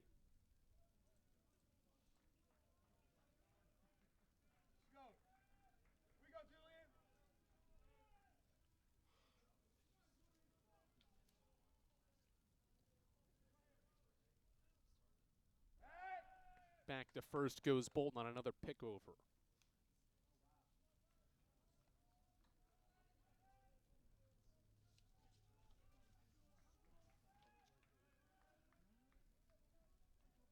Hines, a transfer from East Tennessee State, pinch hitting for Carson-Newman here in the bottom of the 6th inning. Breaking ball away, 1 ball, 1 strike. With Bolton over at first base. First time Gillis has had to operate with base runner. Base runners aboard, and opponents this year have hit .350 when runners are aboard against Gillis. 1-1 set for the freshman, and he fires. Softly grounded to second, and Hines, or rather Bolton, interfered with Smith's ability to field that baseball. It gets by Stephen Smith for an infield single. That's Carson-Newman's first hit, and there's first and second with nobody out. Trey McCall, Emory and Henry's head coach, is going to chat with third base umpire Derek Gibson. I don't think there was any intent for Ryan Bolton to interfere with the baseball or the infielder. I don't even think there was contact, but Bolton just happened to interfere as that softly hit ground ball was making its way through the infield, and I think he maybe timed it pretty well as well to make it difficult for Smith to make a play. So Bolton scampers up to second. Hines has got an infield single for Carson-Newman's first hit, and McCall will chat things over for E&H.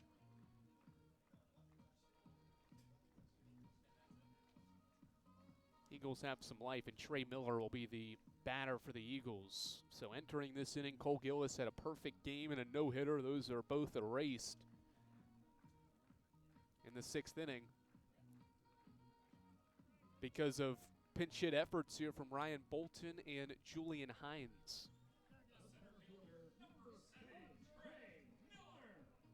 Trey Miller's got 11 RBI this year. Good opportunity to get this scoring started for Carson-Newman and try to mount a comeback with 4 more at-bats potentially left, counting this one. This will be Miller's second at-bat. He lined out to shorten his first plate appearance. Corner infielders are playing in a little bit as Gillis sets at the belt and pitches. Miller bunts it foul.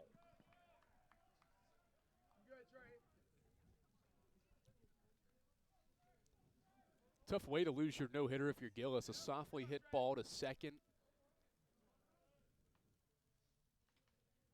When he goes down as Carson-Newman's first hit, Hines is third with the Eagles. 2 pinch hitters are on base for CN and Miller at the plate. 0-1 set for the freshman Gillis, working from the left side of the slab. Lifts and fires. Miller shows bunt, pulls it back, and takes outside on a 70-mile-per-hour breaking ball. 1-1. Miller with 1 foot out of the batter's box looks up at Carson-Newman's head coach and third base coach Tom Griffin for the signal, and we'll see if the bunt stays on. Miller back in the batter's box with Gillis set and the pitch home. Miller bunts it, third base side. Gillis has to go back to it. It's a perfect bunt from Miller, and it's an infield single. A perfectly placed bunt by Trey Miller. And Carson-Newman with back-to-back infield hits here in the 6th inning have loaded the bases. Now that was perfect execution from Trey Miller. The Eagles playing some small ball here in the 6th inning to load them up.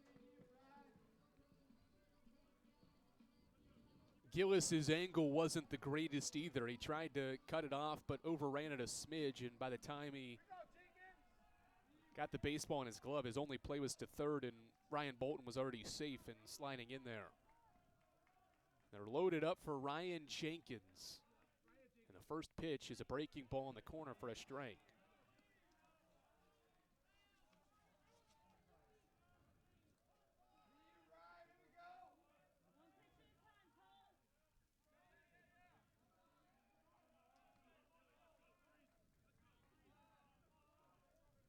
Nothing in 1 set with the bases loaded for Gillis, and his pitch home is a swing and a miss by Jenkins, and it's strike 2.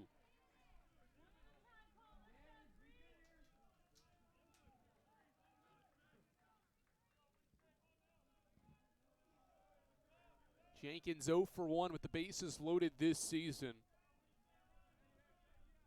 Trying to come through here with nobody out. Then nothing in 2 pitch. Breaking ball away, he stayed away, leaned over and thought about it, but watched it into Bailey's mitt for a ball.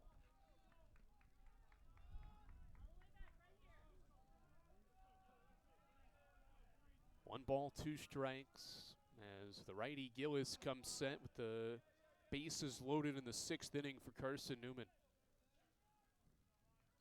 1-2 to Jenkins. Breaking ball hit off the end of the bat, foul. A lot of breaking balls from Cole Gillis today. He has kept these CN hitters off balance.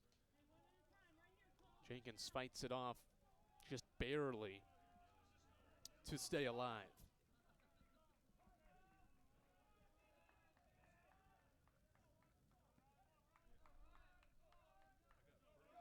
Gillis set for another 1-2. Sharply hit foul behind Tom Griffin at third.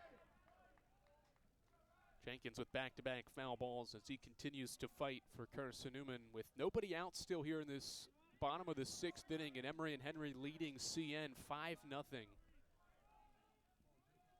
But a leadoff walk and back-to-back infield singles have loaded the bases for CN. The 1-2 again, outside with a fastball at 83. It's 2-2. Jenkins working hard in his third plate appearance. He's 0 for 2 in this game against Gillis. And now waits for a 7th pitch here. 2-2. Breaking ball lifted high out towards center straight away. Foley barely moves to make the catch. His throw goes to the shortstop. There's no throw home where Ryan Bolton runs and touches home plate for Carson-Newman's first run. A sacrifice fly from Ryan Jenkins, and Carson-Newman's on the board. It's 5-1. Hines and Miller stay put at first and second base. Jenkins drives in his 7th run of the year. His 3rd run batted in this weekend. And now Spencer Williams with 1 out and 2 runners on base. Righty Gillis pitches, and Williams slaps it through the left side for a base hit. The stop sign is on for Hines at third, and the Eagles have loaded him up again. The tying run will come to the plate for Carson-Newman here in the bottom of the 6th inning in the form of Logan Floyd.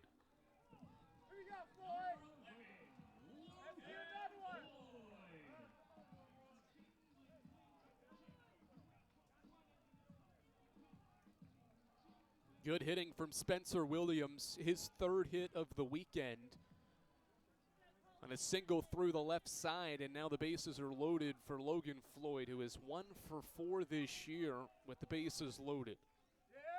He's got 11 RBI and a great chance to cut into this deficit as he drives one high out toward right. Bracey is going back to the wall. It just hits off the bottom of the wall. One run is in. A second one is trying to score as well. Here's the throw to the plate. It's not in time. The ball gets away. It goes into the dugout, and CN scores 3 times to lead 5-4.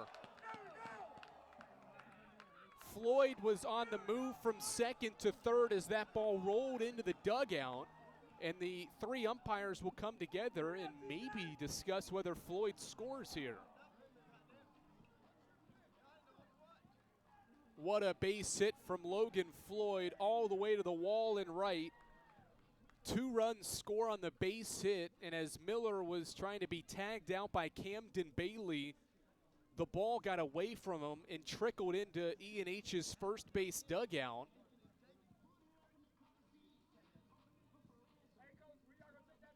To allow Spencer Williams to score. It's 5-4, and we'll see if Floyd stays at third.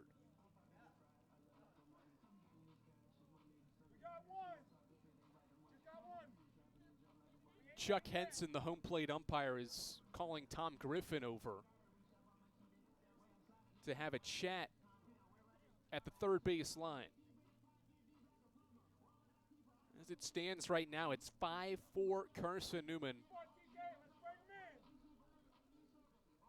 on a base hit to right for Logan Floyd to drive in 2 runs.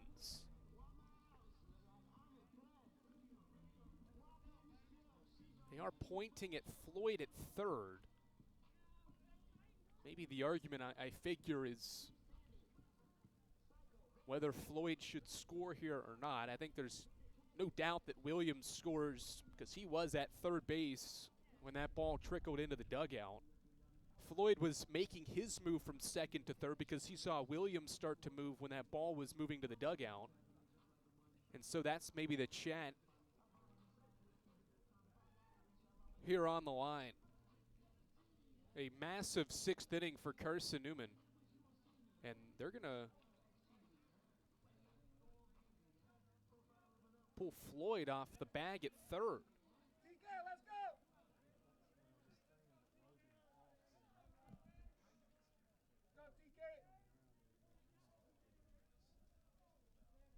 So as Logan Floyd was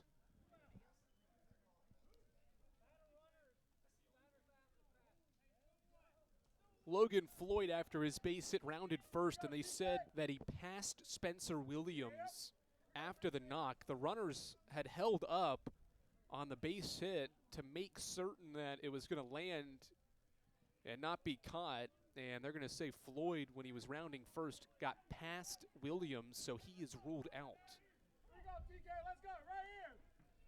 So Floyd out. He is not at third base. The bases are clear. It's 5-4, and now Tanner Kilgore stands in with 2 outs. And the first pitch he sees is low for ball 1. So this inning has had a little bit of everything. It's a 2 RBI base hit for Floyd to drive in Miller and Hines, and Williams scores with the ball getting away from the catcher Bailey.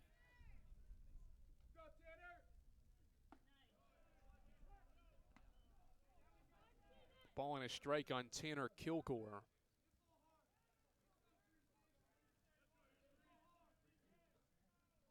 With 2 outs in the 6th inning, 5-4 game as Kilgore chops one foul down the line at third, and it's 1-2.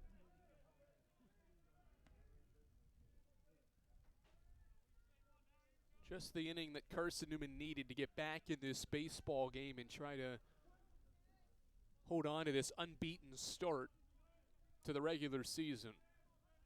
1-2 wind for Gillis, and he pitches to Kilgore, who lines one softly into center field. It's going to dip down for a base hit, and the frustration you would think for Carson-Newman, because if Floyd's at third, the game is tied, but instead he's called out for passing Williams, and now The Eagles have another base hit, the 5th of the inning, and E&H is making a change. 2 outs in the 6th inning. Cole Gillis entered this inning with a perfect game. He'll leave it, having allowed 4 runs on 5 hits here in this 6th inning. Eagles within 1. We'll tell you who the new arm is after this for the Wasps after this on the Eagles Sports Network. Tri-Light is proud to support Carson-Newman Athletics. We salute the student athletes who are working hard to make great things happen on the field, in the classroom, and in the world. It takes vision, commitment, and teamwork, qualities we share at Tri-Light. Our mission is to provide life-changing opportunities by building a world-class fiber broadband network. If you'd like to learn more, please visit trilight.net or call us at 833-847-0824. We select our insurance companies the same way you do, very carefully. When you work with us, you can count on receiving fast, courteous, and professional service and quality protection through Auto Owners Insurance. For a no-problem approach for your life, home, car, and business insurance needs, ask us about the No Problem Company, Auto Owners Insurance. Call Bible Insurance Agency at 423-586-4320 or go by 1600 East Andrew Johnson Highway in Morristown, serving the Lakeway area's insurance needs since 1931.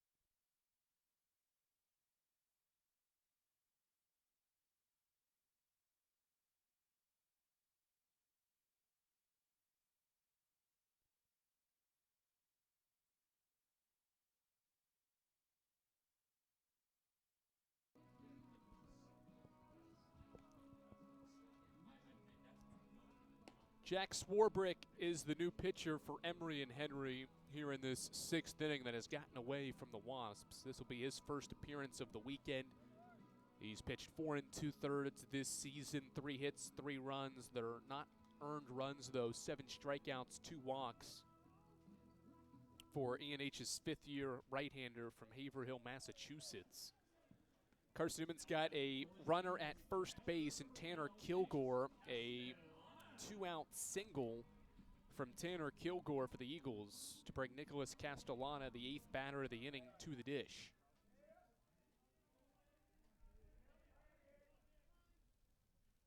Castellana facing the reliever who fires in a breaking ball for strike 1. Swing and a miss by Castellana.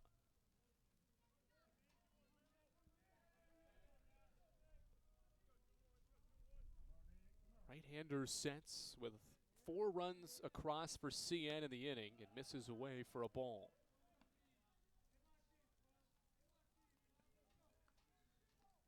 A 5-4 game. Ball and a strike on Castellana with Kilgore at first. Righty pitches, inside breaking ball, off the plate for ball 2. Career appearance 31 for Jack Swarbrick in his 3rd season with E&H. 2 career wins, 12 career losses, and 31 appearances now. 93 innings pitched with the Wasps as he gets a high fly ball out toward right center. The second baseman Smith is back. It lands in no man's land and drops in. Castellana sprints to second, and everyone's safe. Smith, Foley, and Bracey all ran out there, and it just dropped between the 3 of them. Smith was the one that seemed like he was going to be maybe the one to call everybody off and make the play, but it was so far out there that I think he gave up on it late. And Bracey and Foley can't make the play, and now 2 in scoring position with 2 outs here in this 6th inning. The tying run is 90 feet away, and the go-ahead run stands at second. The first pitch to Aiden Gibson's fouled back for strike 1. Remember, the wind has played such a factor today. Wonder how much that ball moved in the air to affect the ability of those three fielders to try to make the catch out there in shallow right center. 0-1 to Gibson. He hits it sharply to short. Played off a couple of hops by Hoppus. His throw bounces a couple of times, but Beber knocks it down, and the inning is over. But it's a good inning for Carson-Newman. It went into the inning without a base runner and leaves the frame with 4 runs on 6 hits. They do strand 2. And we've got a new game here as we head to the 7th inning. Eagles within 1 as we come back for the top of the 7th after this on the Eagles Sports Network. Don't know what to wear on game day? Head over to shopseeandeagles.com for all of your Carson-Newman athletics gear. You can find clothing from Adidas, Columbia, Nike, and Under Armour to cover you from head to toe. Shopseeandeagles.com also has duffel bags, backpacks, jewelry, pet supplies, and gifts. Don't waste any more time. Prove you are the ultimate Carson-Newman fan with the official gear of the Eagles at shopseeandeagles.com. Visit today. Dorm food got you down? Need a home-cooked meal? Then Lisa's Country Kitchen is for you. Lisa's Country Kitchen has been feeding Carson-Newman students for 15 years. Lisa's has a family-friendly atmosphere all day long, from the morning with her $2.99 breakfast specials to dinner with Lisa's fresh, never-frozen steaks. Carson-Newman students get a 10% discount with their student ID. Lisa's Country Kitchen on Route 92 off Old Andrew Johnson Highway. The best food for the best prices.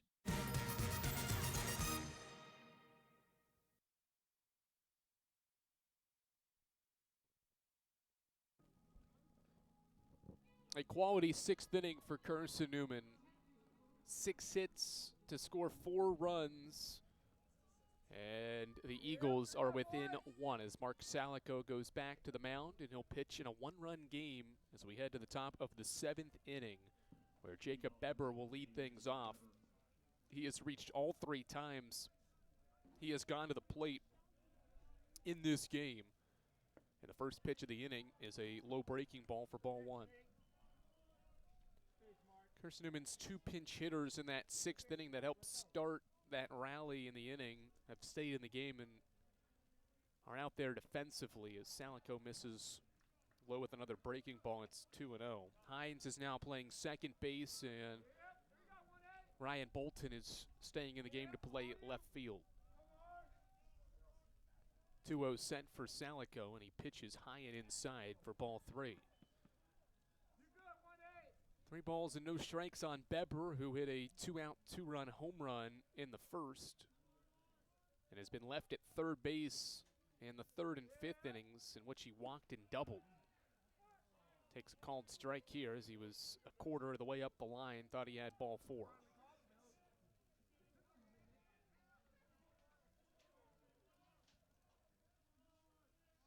Pitch clips the strike zone as Salico comes set, and it's a ground ball left side, and Jenkins dives and can't make the play. It ends up in left field for the 3rd hit of the day for Jacob Beber. 7th by Emory and Henry, and they start the 7th inning with a leadoff single.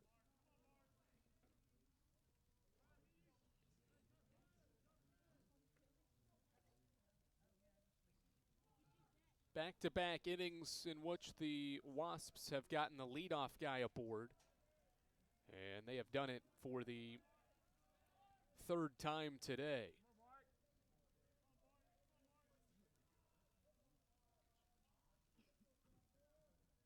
Now comes set in pitches, or rather, Salico's pitches to Howell, and a fly ball to right, routine for Williams, who corrals it to make the catch, 1 away. 1 pitch, 1 out to Caden Howell, who is now 0 for 4.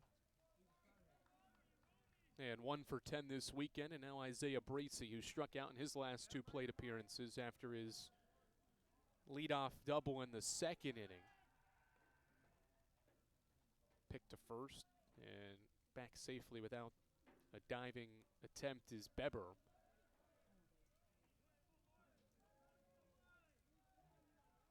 Salico pitching for Carson-Newman as Bracey shows bunt and pulls back on a 90-mile-per-hour fastball away for ball 1. Salico came into the game on a 1-2 count against Caden Howe back in the 5th inning. Got the final 2 outs of that 5th and now pitches here in the 7th inning. And misses away for ball 2. Salico's first 2 appearances in his Carson-Newman career were 1-inning efforts, and now he's been thrust to pitch a little longer here in this series finale. 2-0, Bracey tries to bunt it up the first base line and fouls it off.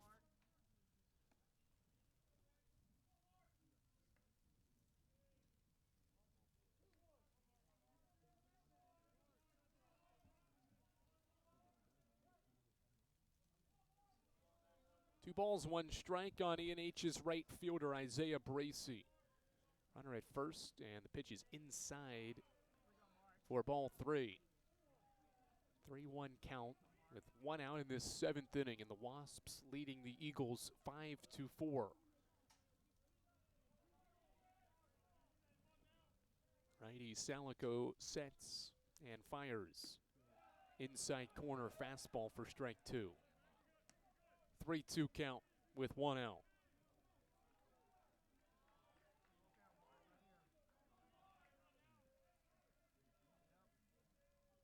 Right, he sets and pitches, and it hits Bracey. An inside fastball clips him, and it's first and second with 1 out.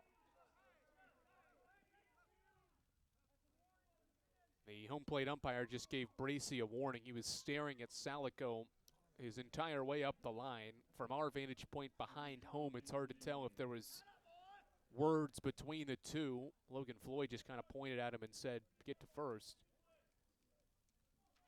Salico hadn't reacted at all. And so first and second with 1 out for Camden Bailey.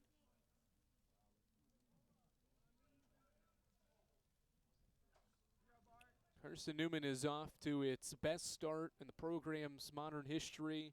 Their second best home start to a regular season as well. They can match their best home regular season start with a win in this series finale, but trailing 5-4 in the top of the 7th inning with 1 out. In a game that they have trailed for its entirety.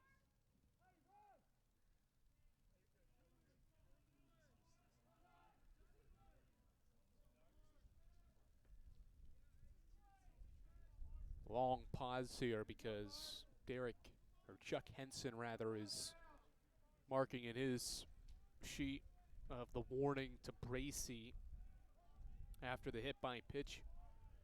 And now Bailey stands in as Salico pitches the first offering low into the turf that Castellana blocks and keeps in front. An opportunity for Emory and Henry to try to get a couple of runs that they gave up in the 6th inning back here in the 7th. And Castellana requests for time and will make a slow walk out to his sophomore right-hander, Salico. Bailey in this game is 1 for 2. Sacrifice bunt in the 2nd inning. Singled and scored last half inning he was at the plate. Now trying to drive in a run with first and second base occupied with 1 out. Long chat. Jason White's out of the third base dugout, and this is going to be the end of the line for Mark Salico. Good work for the sophomore right-hander. He's recorded 6 outs. He struck out 4 batters, but his day comes to a close with 1 out in the 7th inning. Eagles bringing in a lefty. We'll tell you who it is after this on the Eagles Sports Network. Domino's Pizza in Jefferson City has deals for Carson-Newman students. Bring in your valid student ID when you order for pickup or delivery, and Domino's in Jefferson City will give you a steaming hot large 1-topping pizza for $4.99. That's a large 1-topping pizza for Carson-Newman students for $4.99 at Domino's in Jeff City. Call 865-471-6700 to order. That's 865-471-6700. Domino's, the official pizza of the Carson-Newman Eagles. Okay, let's see. I'm ready to do this.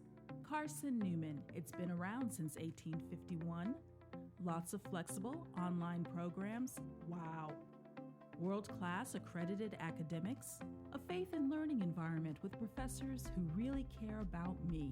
A top 10 best value school. Carson-Newman gives $48 million a year in financial aid. This is the perfect place. I'm in.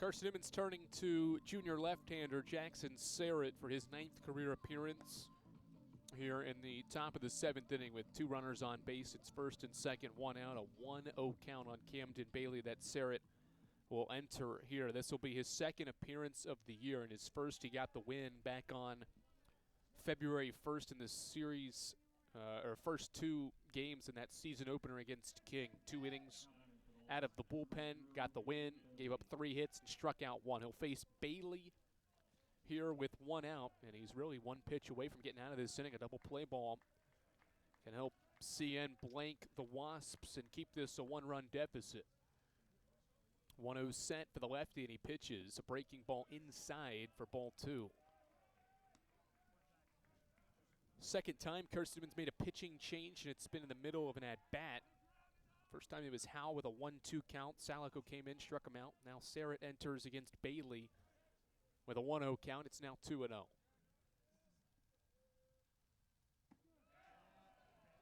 Good curveball from Sarrett.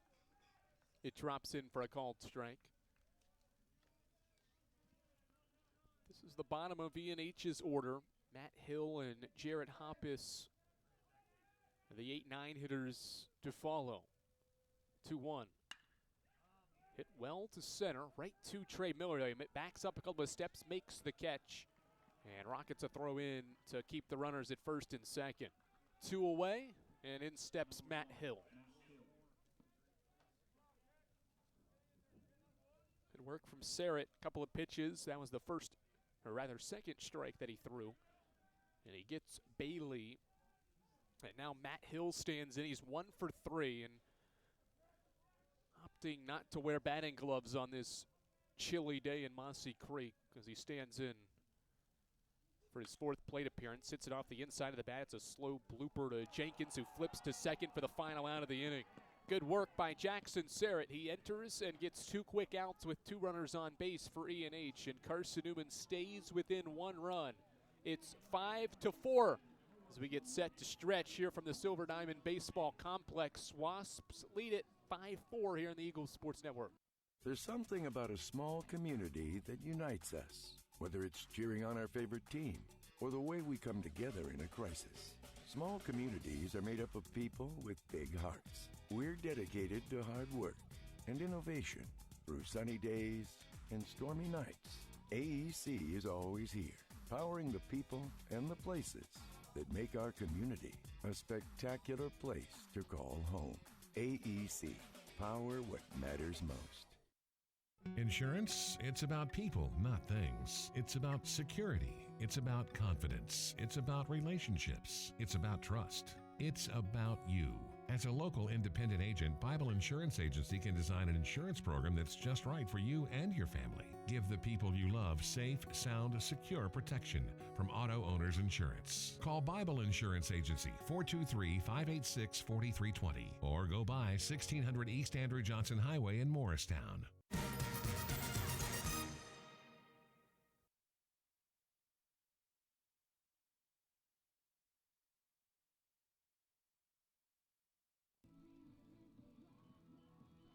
Five-4 ball game. Jack Swarbrick back out for E&H as we get set to start this bottom of the 7th inning. It'll be the same part of the batting order for CN to begin this 7th inning. Ryan Bolton pinch hit to start the 6th with a 4-pitch walk. And now he'll lead off the 7th inning, hoping to do some of the same of what he did in that 6th inning. Carson-Newman bats around in that 6th inning and produces its 12th inning this year, scoring 4 runs or more. Set 9 batters to the plate. The Eagles got 6 hits to score 4 runs, and now Trying to tie the game up at least here in the 7th as Bolton takes a called strike from Swarbrick and his 87-mile-per-hour fastball. The righty Swarbrick sets and fires, and Bolton slaps it right side. This ball's flaring near the line. Bracey after it. He can't get to it. He loses his hat as the ball lands in fair territory, and Bolton slides into second base with a leadoff double. The Mountain Dew man delivers again for Carson-Newman. A leadoff double here in the 7th inning for Carson-Newman's 7th hit of the game, all of which have come in the last 2 frames.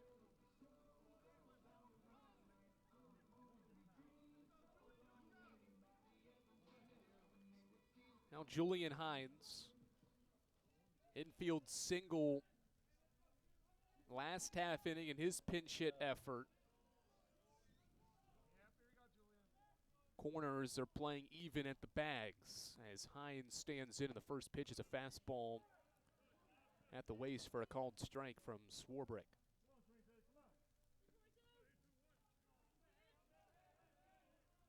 A 5-4 game, and the Eagles have the tying run at second with nobody out in the bottom half of the 7th inning.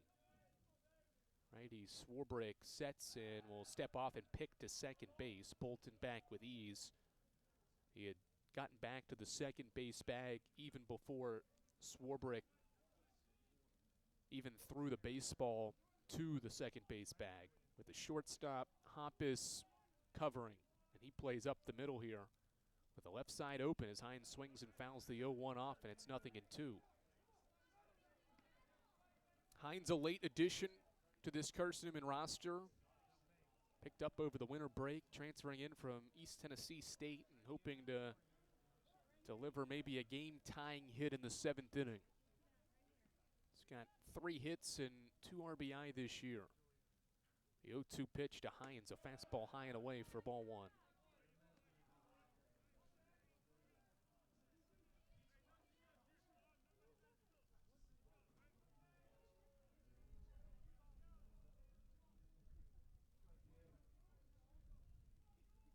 Long look for Swarbrick into his catcher Bailey for the sign. He sets now and fires a high fastball for ball 2. Good patience here from Hines.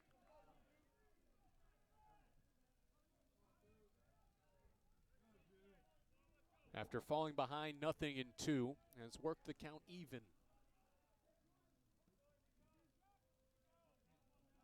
2-2 set. Breaking ball, swing and a miss. Good pitch from Swarbrick. And Hines was late on it for a swinging strike. 3, 1 out. First punch out for Jack Swarbrick.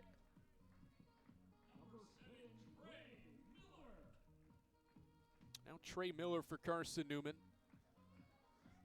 Bunt single for Trey last half inning, part of that 6-hit, 4-run 6th inning. He's got a runner at second with 1 out. First pitch, hit high into the air. Bailey is looking. The third baseman can't make the play. It drops in the infield. Ferguson can't track it down. Carson-Newman will take it. Bolton will stay at second base. Nobody advances. And Miller's at first. Well, that's a base hit.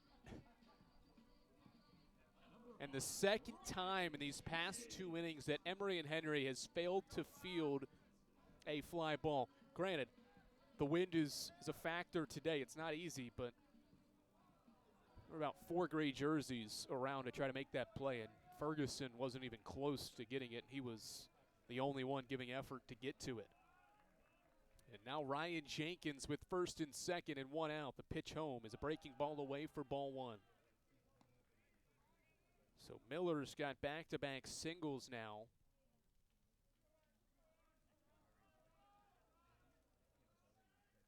For a 2-hit day.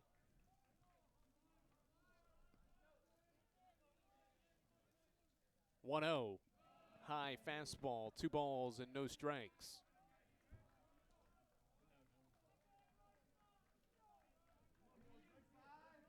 Jenkins has had some big hits here early in his CN career.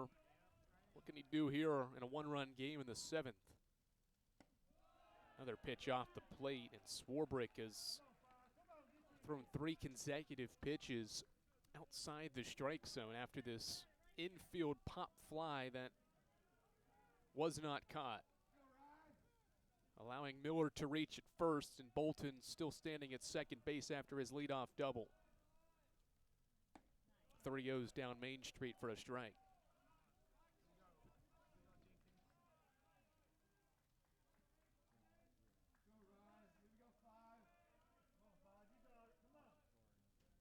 Swarbrick,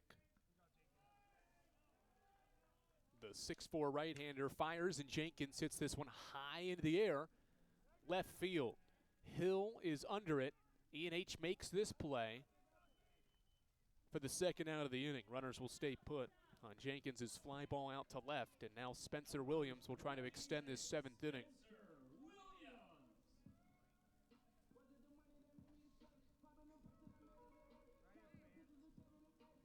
With Bolton's speed at second, one would figure that anything to the outfield could probably score him from second base. Williams is coming off a 6th inning single through the left side.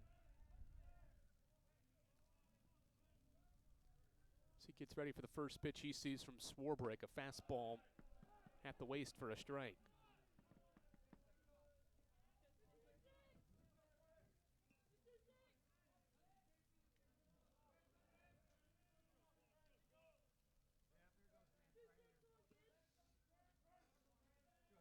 Five-4 game, 2 outs in the 7th. Williams waits, and the pitch is outside for ball 1.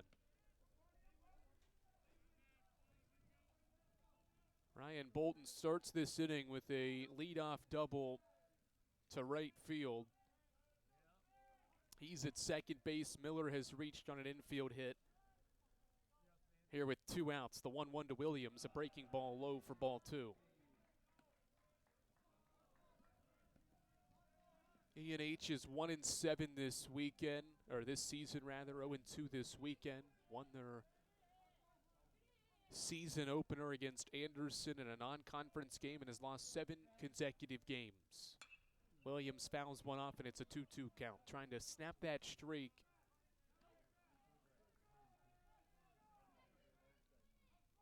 Against a Carson-Newman team that has the longest active winning streak in the country at 9 games.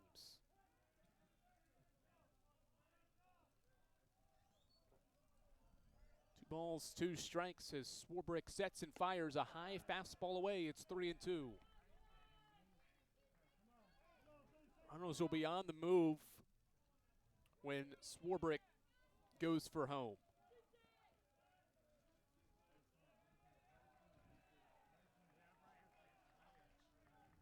Long looking for the 5th-year right-hander. He sets and pitches to Williams. Outside for ball 4.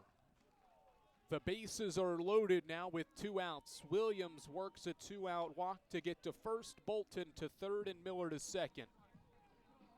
And now more game pressure on these Wasps to try to close out this 7th inning, in which it leads by just 1 run, 5-4.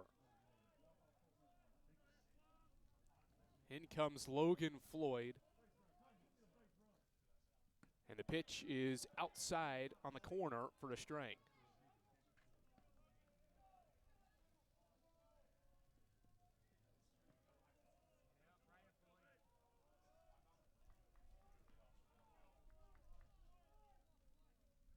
Oh, 1. Line drive, right field. It gets down. 1 run is in. Miller rounding third. He will score. Here comes a 3rd run. Williams, head first slide. He gets there. A 3-run single for Logan Floyd, and Carson-Newman has scored 7 unanswered runs and leads by 2.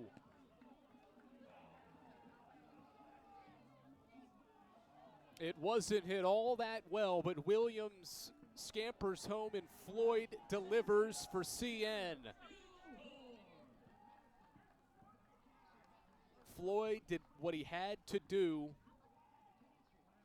for Carson-Newman, and good base running by the Eagles It's a bases clearing single to right. 7-5 Carson-Newman, and now Swarbrick to face Kilgore. First pitch is a ball low.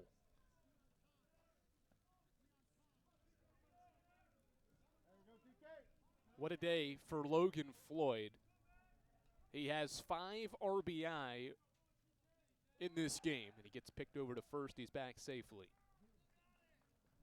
I think Williams started his headfirst slide to home halfway down the line.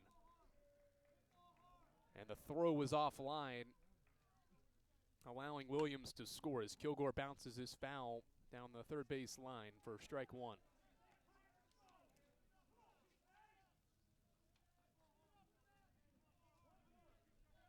Second time in Floyd's career he's got 5 RBI in a game. Did it against LR last year in Hickory at the end of March. Matches his career high and RBI, 15th career multi-RBI day as well, to go along with his 22nd career multi-hit game. He's a sophomore. Swarbrick's breaking ball is low. It's 2 balls and 1 strike. Still got to go back to Trey Miller's pop fly in the infield that wasn't caught. If it's caught, it's the second out, and Jenkins' fly out to left is the third out. Instead, this inning has extended, and CN has made E&H pay.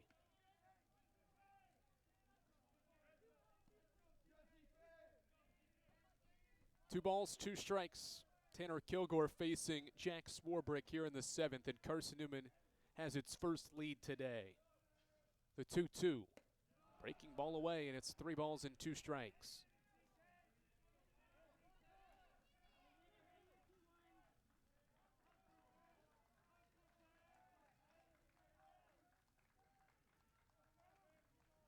Three-two set for Swarbrick. Runner takes off, and Kilgore takes called strike 3. He's punched out by Swarbrick, but the damage is done by Carson-Newman. Logan Floyd with a bases clearing single to right field.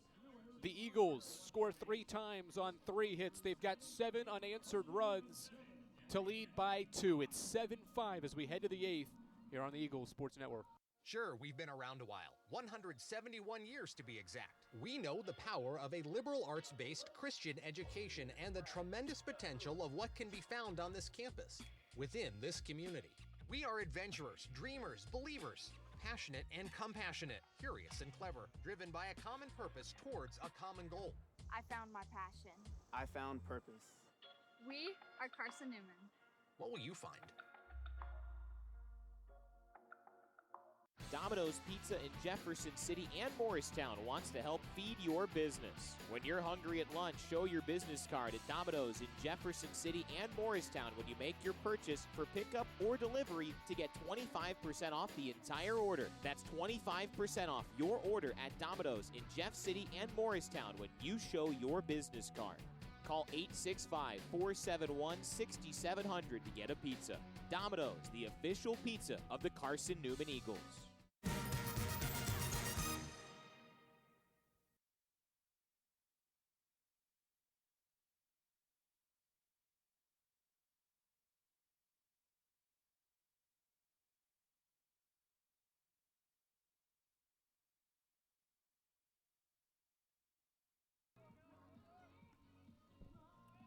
Jackson Sarrett back out for the 8th inning after getting the final 2 outs of the 7th inning.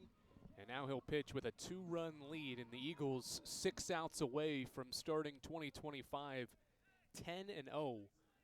The Eagles have rallied for 7 runs over the last 2 frames to take a 2-run lead. The Eagles entered the 6th inning without a base runner, and now over the last 2 frames has compiled 7 runs on 9 hits. As the inning begins with Hoppus showing bunt and taking it back because the pitch was low. 4-1.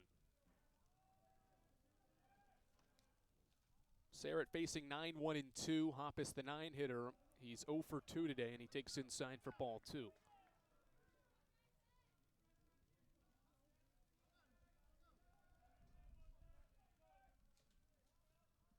Offering is a fastball hit back up the middle. Hines reaches out. The ball hits his mitt, but That ball was destined to go up the middle for a base hit. Hines just knocks it down to keep it in the infield. Would have been a tough play regardless, so an infield hit for Hoppus.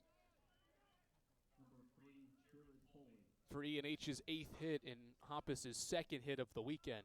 So a leadoff man aboard for the Wasps, trying to now mount their own comeback here in the 8th. And Jared Foley, the top of the order here for E&H, as Sarrett picks to first.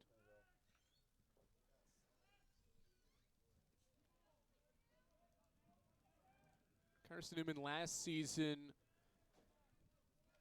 trailed by as many as 8 runs in a game in the 5th inning against Tusculum on March 2nd. Here's a ground ball left side. Diving is Jenkins, but it gets underneath his mitt for a base hit. So back-to-back singles here for E&H. And there's first and second now for the Wasps and nobody out. Foley's got his 2nd hit of the day.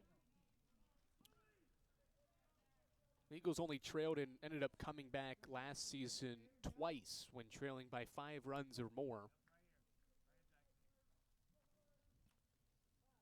Trailed by 5 entering the 6th inning and have scored the game's last 7 runs over the last 2 frames, but now facing some game pressure from the pitching perspective as Jackson Sarrett has given up back-to-back singles to start the inning, and Tom Griffin is going to chat it up with his infield and his relief pitcher.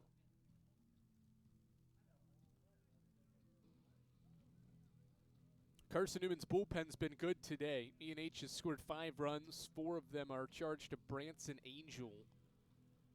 And the bullpen has only given up 1 run. It's an unearned run that was scored because of 2 errors. In the 6th inning, the bullpen's combined for 5 2/3 of no earned runs, 6 hits, and 6 strikeouts. And based on this long conversation, we might have a change coming here. We haven't had a signal yet. And there is a new pitcher coming in for Carson-Newman. Sarrett exits, and the Eagles are bringing in a new arm. We'll tell you who it is after this on the Eagles Sports Network.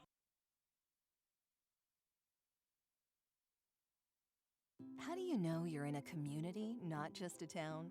Well, strangers smile as they walk by. They refill your coffee without you asking. And when you ask directions, people offer to walk you there. Communities give more. The way you know when you walk into First Bank that you are in a real community bank. Great products, direct access to your local bankers, and relationships that can last a lifetime. Don't just have an account. Have a community with First Bank. Member FDIC. At InterDigital, we strive to be a leading provider of cutting-edge digital and marketing solutions.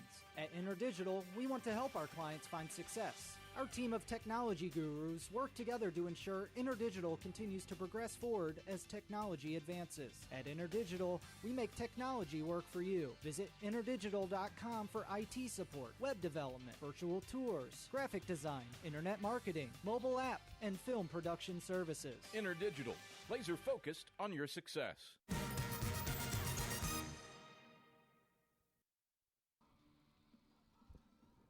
Eli Norris is Carson-Newman's new pitcher on the mound. He has 2 appearances this season. Both are saves against King and Trevecca Nazarene. Scoreless 9th innings he pitched.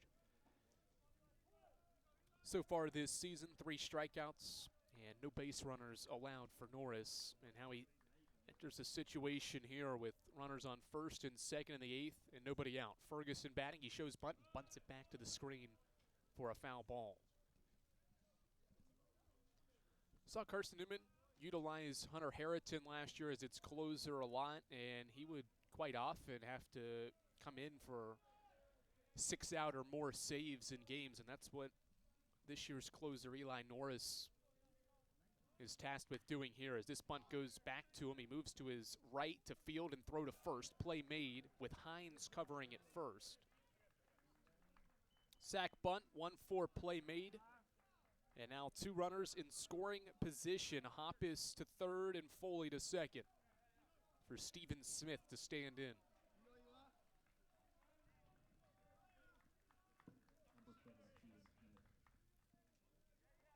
Eagles get their first down of the inning, but now E&H has the tying run at second. Swing and a miss. Big hack from Smith on a 90-mile-per-hour fastball for strike one. Norris's 15th career appearance. He's been with the Eagles since 2023. That's when he made his first appearances. 12 appearances that year, a 7 ERA. 0-1. Catches his hat after firing in that fastball for a ball. 1-1 count in the 8th. Second and third with Carson-Newman leading 7-5. 1-1 set. Norris pitches home a breaking ball that drops in for strike two. It had a lot of movement on it, and Norris gets it to drop in to work ahead on Smith.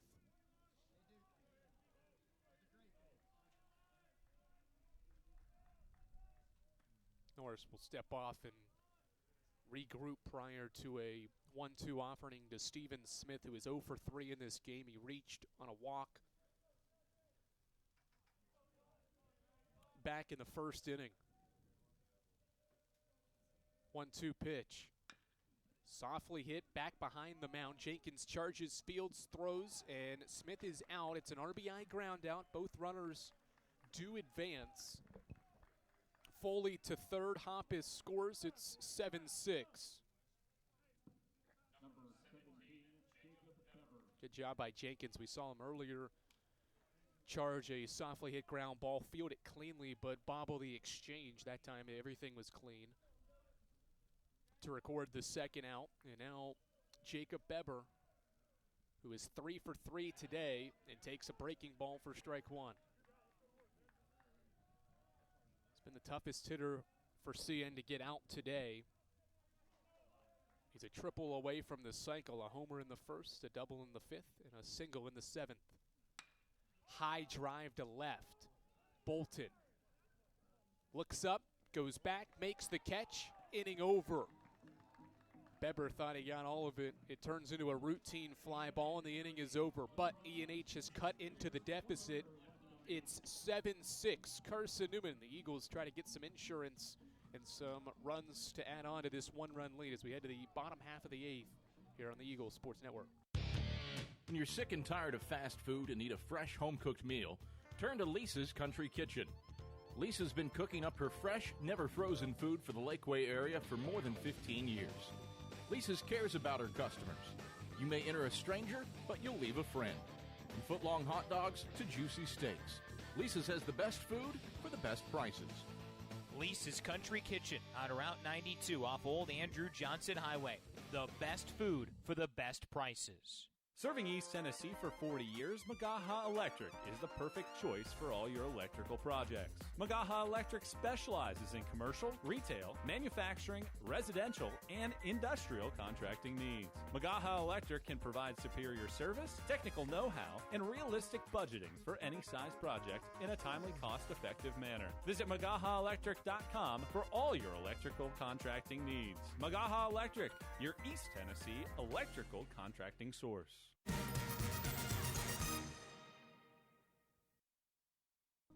Emory and Henry scores once in the 8th on 2 base hits, but Eli Norris came into the game and was able to get 3 outs in the 3 batters he faced. D&H did productive things in those 3 outs, a sac bunt to get runners in scoring position, an RBI ground out, but eventually Norris gets Jacob Beber with 2 outs to fly out to limit the damage.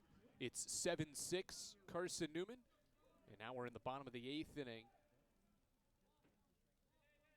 with the Eagles 5, 6, and 7 hitters coming to the plate. Castellana stands in first and takes low for ball 1.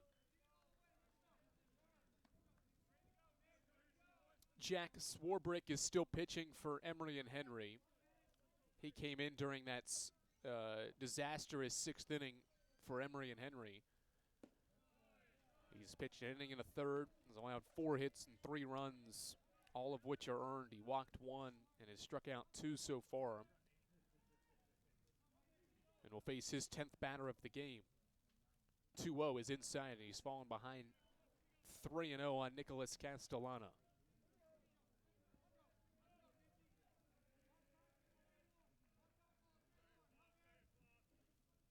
3-0. Castellana taking all the way will take a strike.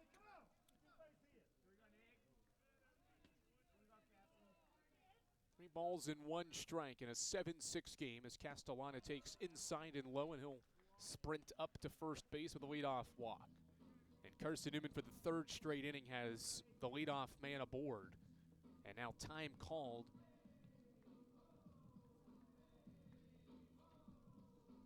And we'll have a visit to the mound. Have been players each half inning for A&H sprinting back and forth between the bullpen that is not visible beyond the right field wall. Don't believe we're destined for a change here, but just a chat with Jack Swarbrick, who's walked his 2nd batter of the game.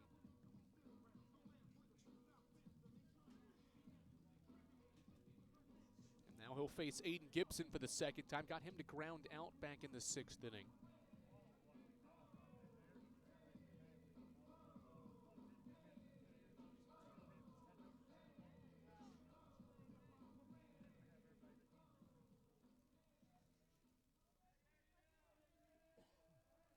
Gibson 0 for 3 now stands in after the mound visit.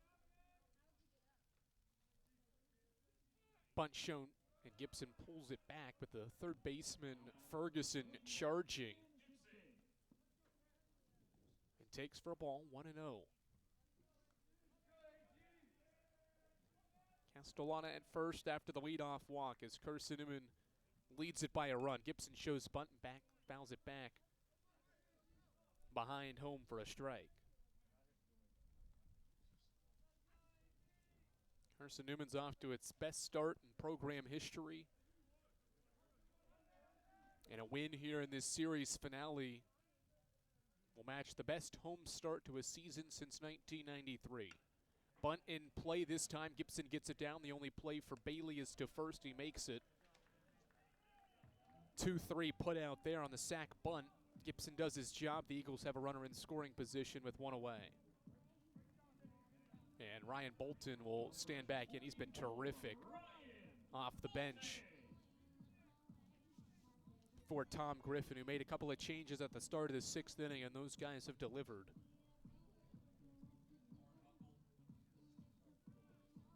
Eagles are going to pinch run for Castellana. That he's now in scoring position. Kylan Hornbuckle will run for Carson-Newman.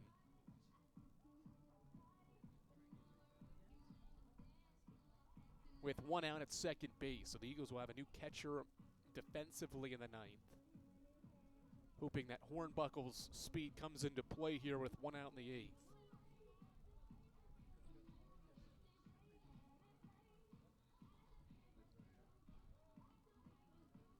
Knoxville native Ryan Bolton stands in for Carson-Newman. He's 1 for 1. He's reached both times. Walked and scored in the 6th and doubled and scored in the 7th. First pitch hit back up the middle to second. He'll go to third for the out, and Hornbuckle's out at third. Risky play from Steven Smith, but he made a great throw to Jack Ferguson, who tags out Hornbuckle for the 2nd out of the inning.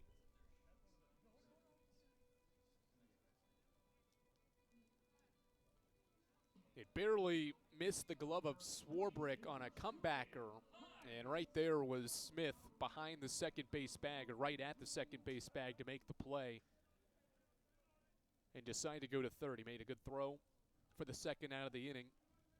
And now Bolton at first with 2 away, and Hines goes around for strike 1.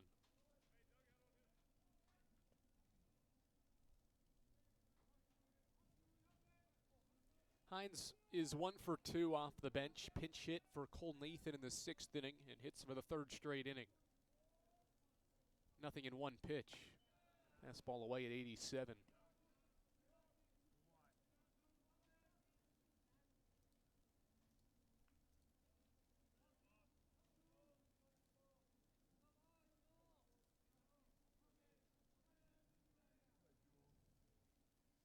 Runner takes off, and Hines fouls it back. Hit and run was on there, and Hines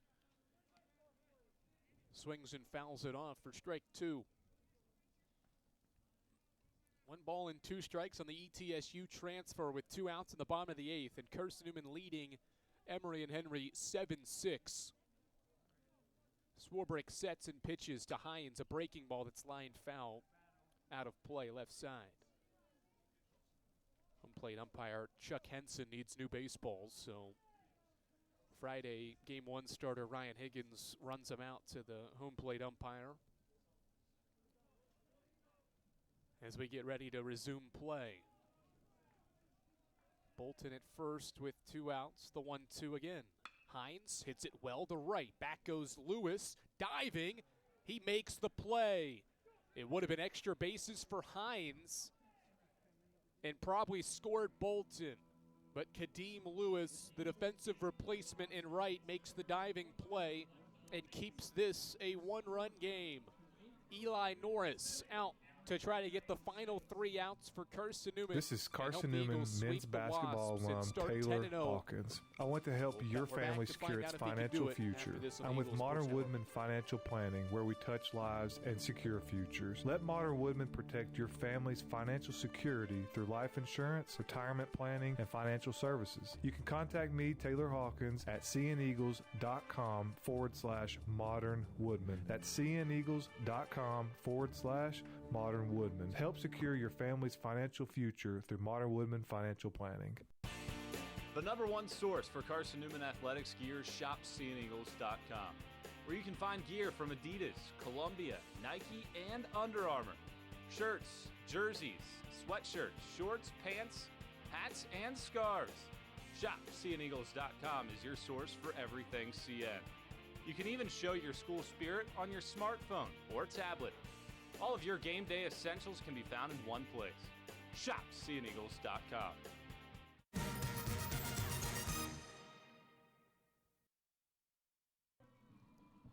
Top of the 9th, Carson-Newman will try to hold on for a 1-run win and improve to 10-0. And Eli Norris came in the 8th inning, and he'll try to close out with what would be a 6-out save should he get the 3 outs without any runs scoring. 7-6, and E&H will send 5, 6, and 7 of its batting order to the plate against Norris. The Wasps jumped on the Eagles early, 4 runs in the first 2 frames, led 5-0, but Carson-Newman scored 7 unanswered up until the 8th to take the lead. It's now a 1-run game as Norris begins the inning with a breaking ball to Howell that drops in for a strike.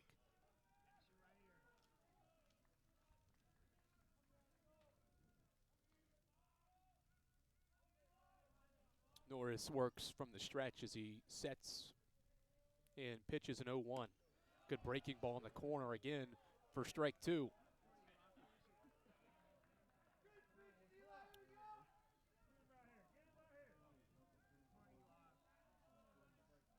Delgado is catching for Carson-Newman. Frankie Delgado, the new catcher. He gives Norris the sign and the 0-2. Fastball? No, it's a breaking ball. And Howell watches all 3 go by. Strike 3. And there's 1 out.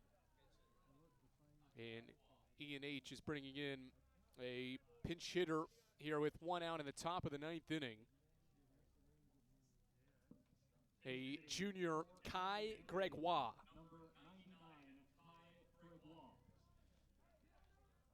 So Gregoire is tasked with trying to give E&H a base runner. He pinch hits for the 6th spot, which is Kadeem Lewis's spot. Now it's Gregoire's.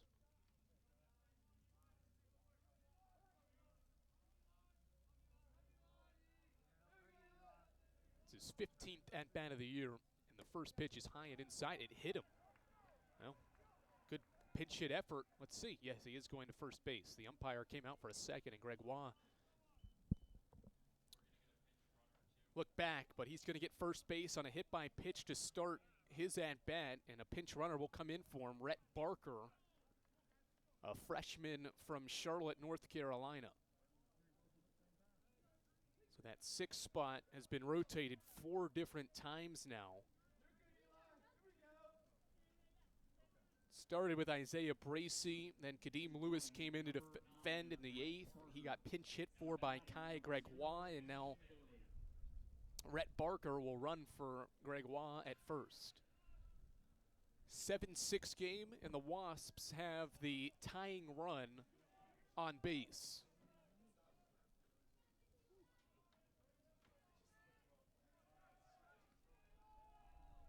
Norris comes set from the left side of the slab.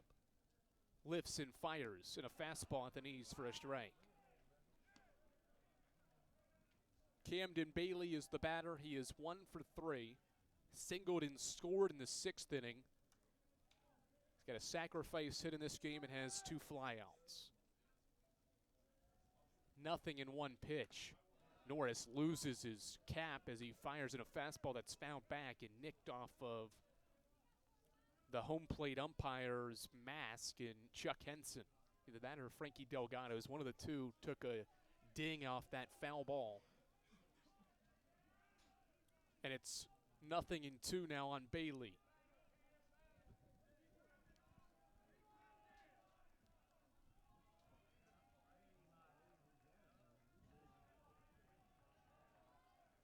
Nothing in 2 set for Norris, and he picks to first.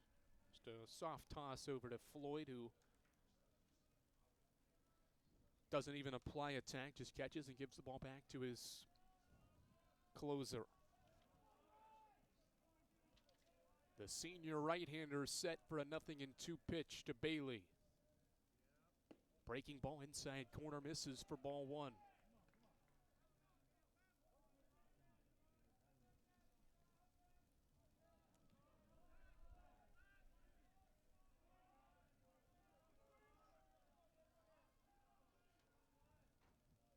One, 2. Breaking ball low. Bailey holds off on Norris's curveball, and it's 2 balls and 2 strikes. He's evened it up after falling behind initially. 0-2. 1-run game with 1 out and 1 on in the 9th. Norris sets and fires. Fastball away. He lost his hat as well on the fastball, and it's 3-2.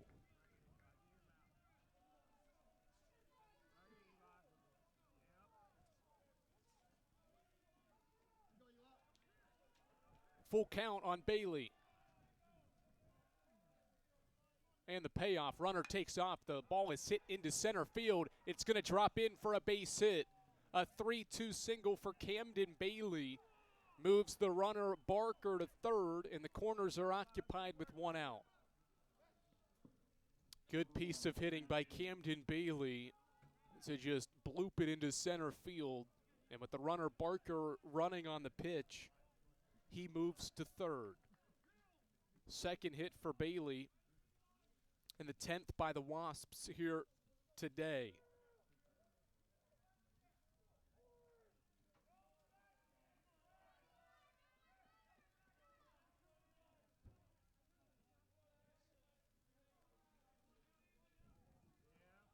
First and third for Matt Hill.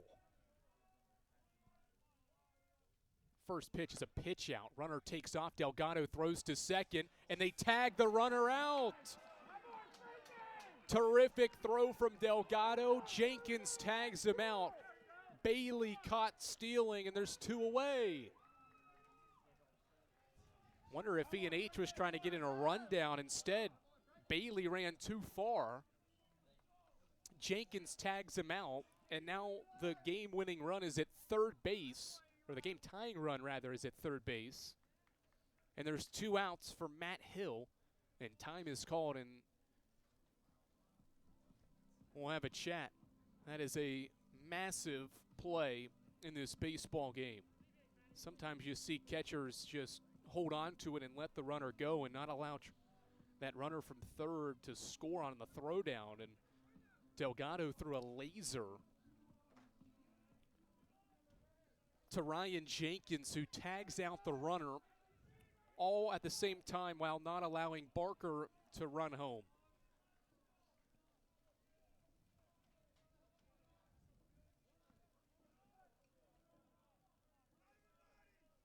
1-0 set for Norris. inside of the fastball. 2 balls and no strikes. Have to remember that was a pitch out as well, so the Eagles maybe were sensing that, and they pitched out to allow Delgado to set his feet and make a good throw too. 2-0 from Norris. Inside corner, it misses on an 87-mile-per-hour fastball. 3 balls, no strikes. The 9-hitter is Jarrett Hoppus. He waits on deck, hoping to get a chance. The 3-0 to Hill. He takes all the way and takes a strike. Matt Hill is 1 for 18 this year. His only hit is in the second inning of this game. An RBI base hit. The 3-1 from Norris. High ball 4. And the game continues. A 2-out walk to Matt Hill. Corners are occupied again, and now the 9-hitter Hoppus gets a chance to try to tie this game.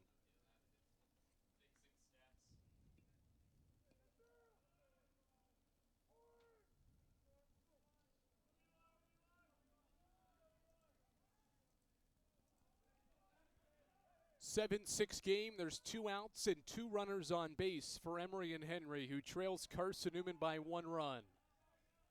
Norris's first pitch to Hoppus is a fastball at the knees at 88 for strike 1. Eagles trying to close out a 10th win to start 2025 and match their best home start to a regular season in program history. The 0-1 from Norris, just below the strike zone for ball 1. It was across the plate, but it was below the knees to Hoppus. 1-1 set for Norris, and he pitches. Fastball at the knees. It's called strike 2. The top of the order awaits for E&H here in the 9th. Foley's on deck. Norris trying to slam the door here with 2 outs in the 9th. Runner takes off. Norris will step off and let him go. Could be significant if Hoppus puts one into the outfield. E&H could take the lead.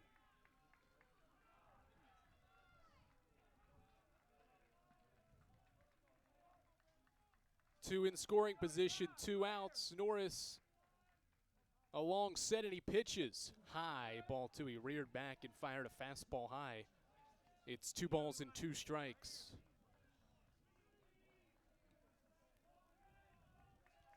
Eli Norris making his 3rd appearance of the year, trying to get his 3rd save of the year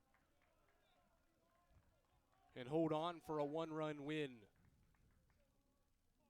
The 2-2. Breaking ball, line to right field. Williams after it. He's got it. That's the ball game. Carson-Newman rallies from 5 down in the 6th inning to sweep Emory and Henry 7-6 in the series finale. Eagles are 10-0 and 3-0 in the South Atlantic Conference. Tom Griffin's team matches their best home start in program history and continues their best start to a season in the program's modern history. The Eagles rally to win 7-6. What a fantastic baseball game, and it goes Carson-Newman's way here today. Eli Norris collects his 3rd save. He needed every ounce of what he had today, and the Eagles get the job done. Jackson Sarrett gets his 2nd win of the year for the Eagles, who score 7 times on 9 hits, while E&H scores just 6 times on 10 hits in a well-played baseball game in this series finale. But Carson-Newman rallies. Did not have a base runner in the first 5 innings. Scores 7 times in the 6th and 7th innings to collect a 1-run win over Emory and Henry. For our entire crew today, we're glad you've decided to join us here on the Eagles Sports Network as Carson-Newman improves to 10-0 and is 3-0 in the South Atlantic Conference. The Eagles have matched their best home start to a regular season in school history and are continuing on their best start in program history as well. Carson-Newman's 10-0. And we'll talk to you on Tuesday afternoon in Cleveland, Tennessee, as Carson-Newman visits the Lee Flames, trying to continue on this unbeaten start to the regular season. First pitch for now is scheduled for 3 p.m. from Cleveland, Tennessee. Until then, we thank you for joining us, and we'll talk to you Tuesday here from the Eagle Sports Network.